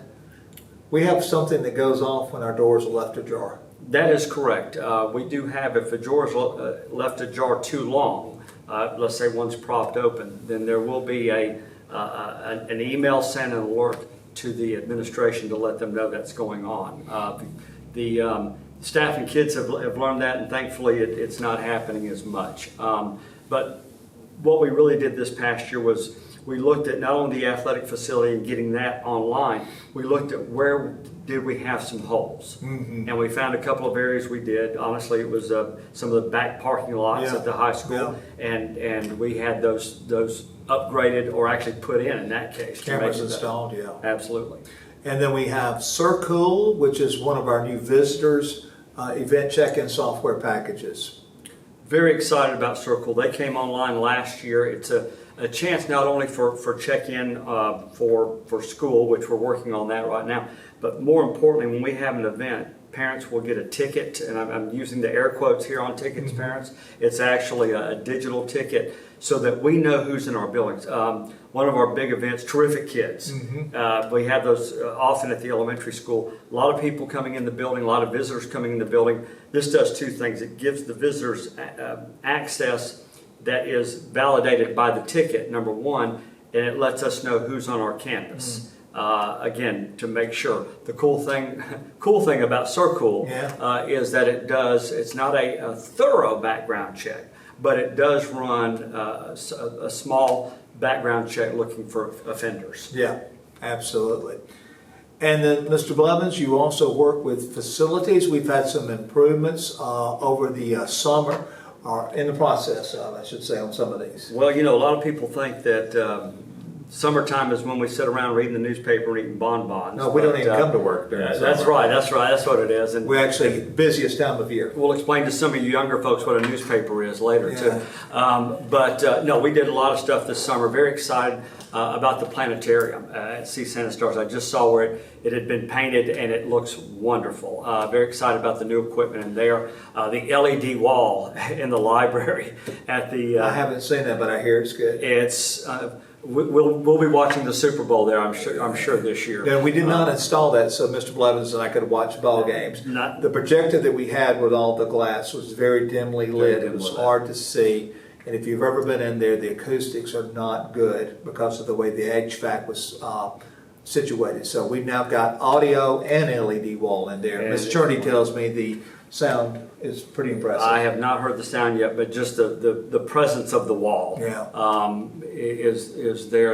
Of course, we're going to upgrade and replace some electronic outdoor displays. Just painting.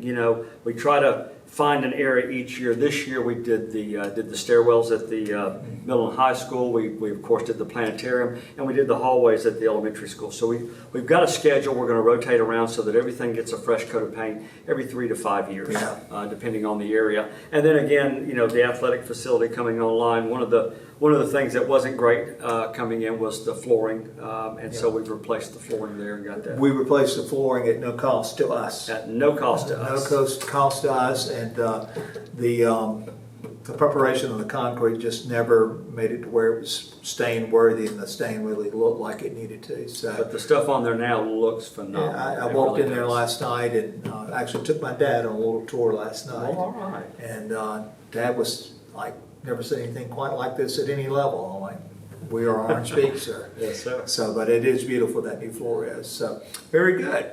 And then let's reflect just for a moment. In regards to safety, and you can't use the AG award. Can't use that one. What are you most proud of from last year? Well, honestly, Our facilities. I'll let you choose. facility-wise, there's a couple. The vestibule at the elementary school I thought was Yeah. so important Yeah. to really make it where that school is it was already secure, but even more secure like that. Of course, the easy go-to is proud of the athletic facility opening, but I'm going to tell you what I was really proud of was the updating, the upgrading of C Sand and Stars. Yeah. That place looks fabulous Yeah. and absolutely is very interactive. That was to me the cherry on the top of last year, getting that online. Very good. What are we most focused on improving this year? Well, again, safety is always going to be there. We are actually going to be introducing Yeah. a little something this year. Do I need to? You go right All ahead. It's, With safety and security, we're always looking for what's next, what's out there. We have actually gotten a couple of scanning machines, very much like they use at airports, airports, at NFL games, college games. LFA college games. I'm trying to get concert out, but there it is. Yeah, concert, because we're yeah. used to them around here. Yeah. That we're going to be using at our stadium and at our gym. Well, this and year. we can even put it at student entrances. Let kids Absolutely. walk through it periodically. They'll never know it's even there. Just but random checks. Yeah, that we like it's to do. very powerful. It's I very mean, you can powerful. set it to be, pick up on every belt buckle if you want They to. told me it could pick up a paper clip if we want to set it that high. Yeah. So very Don't excited. bring your So paper clips Don't to bring your bodies. paper clips. That's Yeah, right. that's it. Or staples. There you go. But excited about that. Again, just another step towards safety. As far as improvements throughout the district, we're always looking for what's next. I know we're working on a 5-year capital plan. Yeah. Which I'm sure is going to be down the road, but looking at what's exciting there. So, speaking of exciting, you're my go-to. First day of school, you get really pumped and you get really excited every year. What excites you the most about this school year? Which is, I'm not going to tell anybody, it's your 38th. It is my 38th school year. There's a reason I might know that number. But what excites you most, sir, going into your 29th year? Well, and I'm going to say this, and it's not really in my my lane, so to speak. I'm excited to be in our 5th year of existence. I think every year we've gotten better, not just academically, which we know that. I think at everything we've done, we've gotten better. Communication. Come a long way. We have come a long way there. Facilities, just there's a lot of exciting stuff going on, and just having a year where we're not opening a new building and not having to refurbish this, having a year to just really look at everything that's in place. Is it working? Is it working right? What do we need to do to make it better? Yeah. Just small tweaks. I think this year is going to be a lot of small tweaks. And looking forward to getting better at everything we do. Absolutely. Yes, sir. Well, thank you, Mr. Blevins, for the job that you do and for our staff members that help us maintain a safe learning environment and a well-maintained learning environment at the same time. Love my job, love the folks I work with, and just proud to be a Mako. That's right. Go Mako, Go sir. Makos. Thank you. Thank you. We're joined now by Miss Mary Courtney. Miss Courtney is one of our directors here at Central Office. She, like everyone else here, she wears many different hats today. She is going to talk to us about special events and some of our sponsorships, and we had an absolutely outstanding year last year in regards to sponsorships. This year, our theme, Ms. Courtney, has changed just a little bit with our sponsorships. It's all aboard this time. Talk to us about our sponsors and our community involvement in our schools. We are so proud of the commitment of our community, of our parents, to come on board with us through MAC and support all of the initiatives that we have on campus. From academics, arts, and athletics, the MAC supports all of those extras that our students need to be the best that they can be. This sponsorship program started last year as an initiative between Orange Beach City Schools in partnership with the MAC to raise funds to support our students and our faculty. Super proud last year that we raised over $1 million, which is just incredible. In a year's time. In 1 year's time with over 150 donors. One thing that's important to know is that doesn't just affect our high school. You know, that's across both schools. Our elementary school students and our middle and high school students all benefited from those donations and sponsorships. So I think it's important to say here that academics, first financial support that we give actually goes to academics enrichment activities at the elementary school and at the high school. Absolutely. And then we divide everything out by the arts and by athletics, depending on the number of students involved, the cost of each one of those different activities, and the length of their seasons and so forth, predicted lengths of those seasons. So there is a rubrics for everything that we do in our school system, and we have one for our MAC sponsorships, but this was absolutely a phenomenal effort. And if you've been a MAC sponsor in the past and you've not re-upped again for this year, please contact someone here in this office. We'll get you in touch with the right people. But we're looking at least matching this from last year. Hopefully, I think that right now our new campaign has kicked off, the All Aboard campaign, and we're well on our way to not only meeting but hopefully exceeding the commitment from our community last year. Every bit of that is very much appreciated. We just got finished talking about funding. You should know that. So they know that we don't get a lot of the funds that the rest of the state does. So we're going to change gears just a little bit now and talk about some of our academic events, things that we are directly involved with here from central office, if you will. We don't get to do too many of those things. We leave that autonomy to the schools. But we are involved in something such as this Mako Scholar Society. And I see the number of students that we're going to recognize August the 13th in the Performing Arts Center. Yes. I'm saying too much, aren't I? I'm taking all your thunder. No. Tell us about the Maker Scholar Society. So one of the great things that we're able to do, particularly through the sponsorship, is to not only recognize our students for outstanding academic achievement, but also provide incentives and gifts, if you will, for that achievement. Our Mako Scholar Society was sponsored by Culver's last year and will again be sponsored by Culver's this year. Our students that earned in the top 1% on the ACAP and on the ACT are eligible for a Culver's gift card. And that data comes directly from the Alabama State Department of Education or ACT Incorporated. Absolutely, of course. Not something we derive or do here. It is not. It has to be in the areas of ELA, English, science, and mathematics. Correct. Very good. So what are they getting this year? So this year, students not only get a Culver's gift card, but they also get a T-shirt. Some students, this will be their third T-shirt, I understand. Yes, yes. Excited So they'll about have that. all three colors I by hope the end of this. the first one may not fit. Just saying. Right. They are students and they are growing.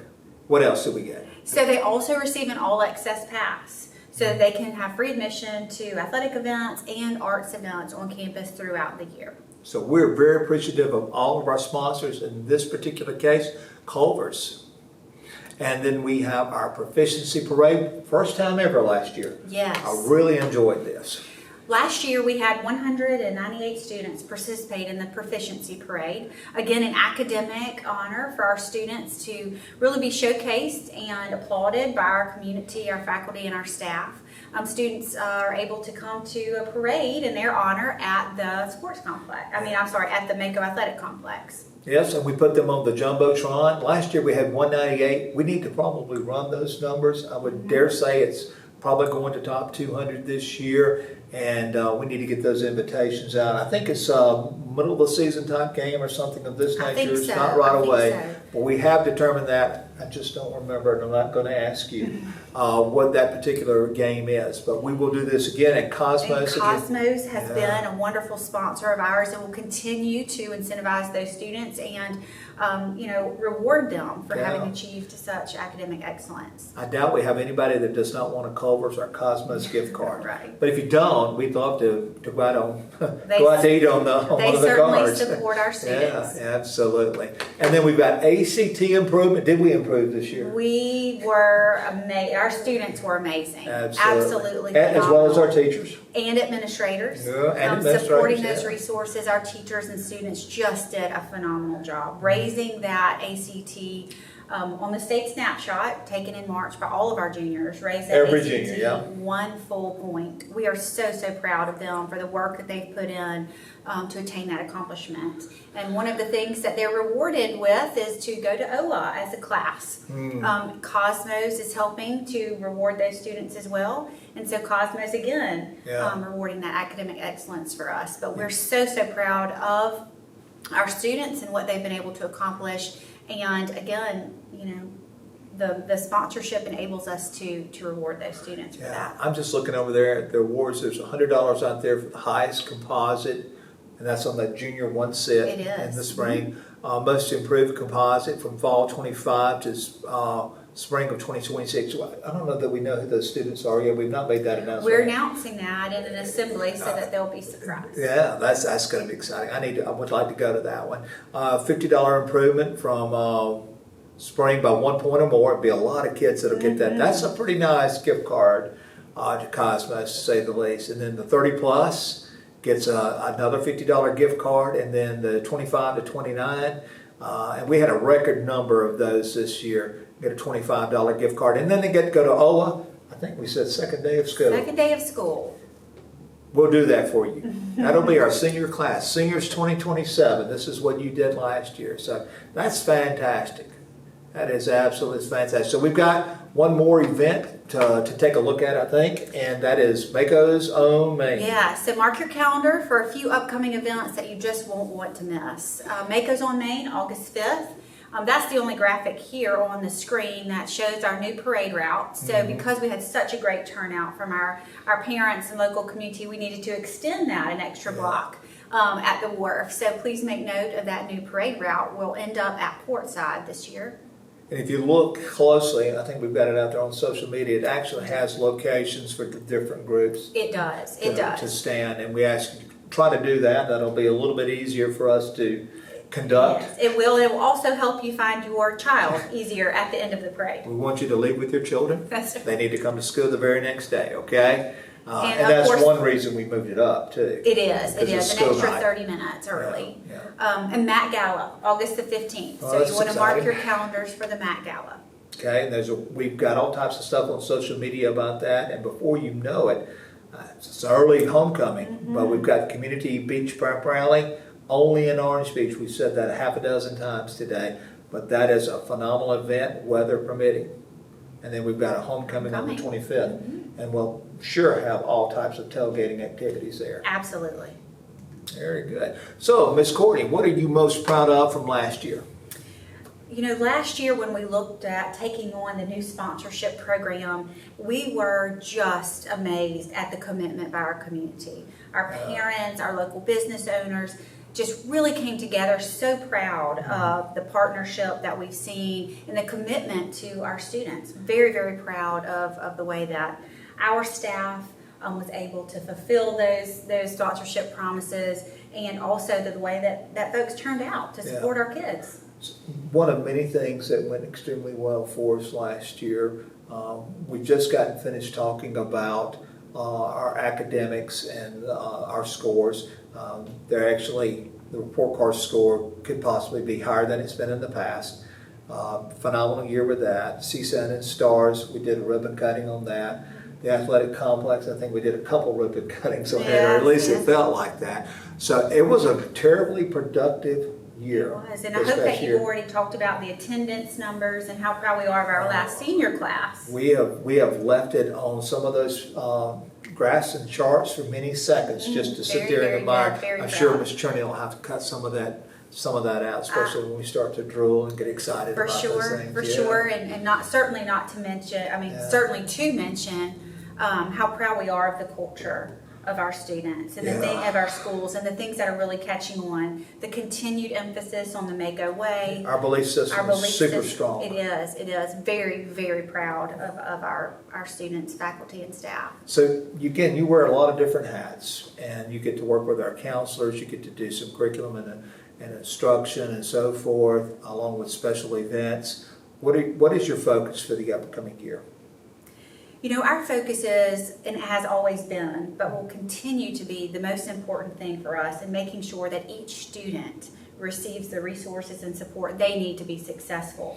Whatever that next step is for them, we want to make sure that we're giving them every opportunity to reach it and be successful once they get there. So you said that with a lot of passion. I'm assuming then that is what excites you most about the upcoming school year? It certainly is. You know, Yeah. I think that when we talk about what's the most exciting, I truly think that our new Graduate by Design initiative is Yeah. one of the best things that we'll have committed to during our tenure here so far, to really be intentional about what each of our children need, about how we're going to make it a great experience for them, learning and growing while supporting them both inside and outside of the classroom. Very good. Ms. Courtney, thank you so much for joining us today. You're doing a fantastic job. Thank you for all that you do for our students and for our employees and our community persons out there. We're just looking forward to another fantastic year. I want to thank everyone for joining us today. I know this has been a little lengthy, but there have been so many great things that have transpired this past year, and there's so many things that we're looking forward to this year. I have a few closing thoughts. I had a little moment of reflection and jotted a few things down, and you're looking at them now on the screen. So if you were to ask me what I am most proud of, first and foremost in our school system is that of school safety. Very proud of the 2 Attorney General awards that we've won the last couple of years, but more so proud of the efforts that we have had, students, staff, community members, in maintaining a safe and orderly learning environment.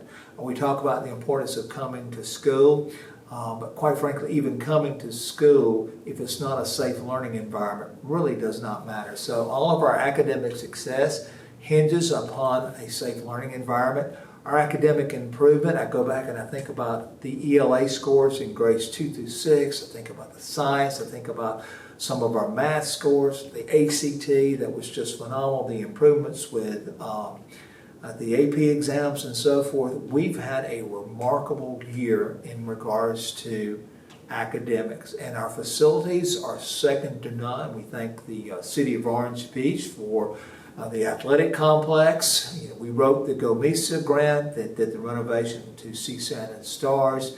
Our custodians, our students, our teachers, our other employees do a great job in maintaining the facilities that we currently have, making those look bright, shiny. Even though in some cases they're not brand new, they still look very nice. And so we're very proud of our facilities that we have here in Orange Beach City Schools. And then the last thing, just that whole student development, whether we're working in the arts or the athletics or academics, certainly our co-curricular clubs and our character education, second to none. We are truly investing in the whole child in Orange Beach. So our focus moving forward, we're going to continue to work on our relationships, both inside the school and outside of the school. We're going to look at creating additional ownership. People just do so much better when they own a piece of the idea, in this case our school system. So we want to grant ownership, build that capacity within individuals so that we can have a more effective and efficient product and process systems and structures in place. And then we want to really work this year on all the academics. We're not going to take our attention away from anything, but we're really going to focus on math in grades 7 through 9. And we're going to continue to work on our financial stability. I've done a little report to our school board, and I've shown them in 5 years' time what happens if one storm were to affect this area, and what that would do to our months in reserve if we had to go 6 months without much sales tax, 6 months without any lodging tax. And so we've always got to be preparing for the future. And my goal has always been that we have at least 12 months in reserve. But I think a better number, quite frankly, to have in reserve for such an occasion would be closer to 18 months in reserve. And we're quite a good distance from achieving that. So those are some of the things that I want to for us to focus on this year. And just looking ahead to the new school year, I want us to begin to transition from all of this focus on state benchmarks and where we're placing in the state. We need to transition that to the national level. My goal is in Orange Beach City Schools is to provide a world-class education for every student. And you can't do that if you're still competing at the state level. So doing well in the state is important to us, but I think we've got to set our sights beyond the state of Alabama and truly look across this country at really who do we want to become, which is a nice segue into this next idea here as far as our focus for next year, which is implementing graduate by design. What do our graduates look like when they leave Orange Beach City Schools? I don't think we truly understand our success in education until someone is out of school for 4 or 5 years. And where they are and what they're doing really is reflective of what we have done K through, in our case, pre-K, all the way up through the 12th grade. So we're going to be very intentional with our new strategic plan as we develop it. We're going to take our time in doing so. It'll have something to do with graduate by design. We will do so with purpose and intent. And just think about this. This group of kindergartners that are with us right now, this school year, they are the class of 2039. And I want all of you out there to start thinking about what we are going to do to provide for them so that they can be successful in the year 2040, which really sounds a little Buck Rogers. I know half of you don't know who Buck Rogers is, but it sounds like it's very futuristic when in fact it's just going to be in a very short while. Those students will be leaving high school, going either to college or into careers. So we need to focus our attention on that. And we also want to empower others, again, through ownership and building that capacity. So we are looking forward to a new school year this year. If there is any way that anyone here in central office or in our schools can ever be of assistance to any of you, please do not hesitate to reach out. We'll be more than glad to help you. Have a great day and go Makos.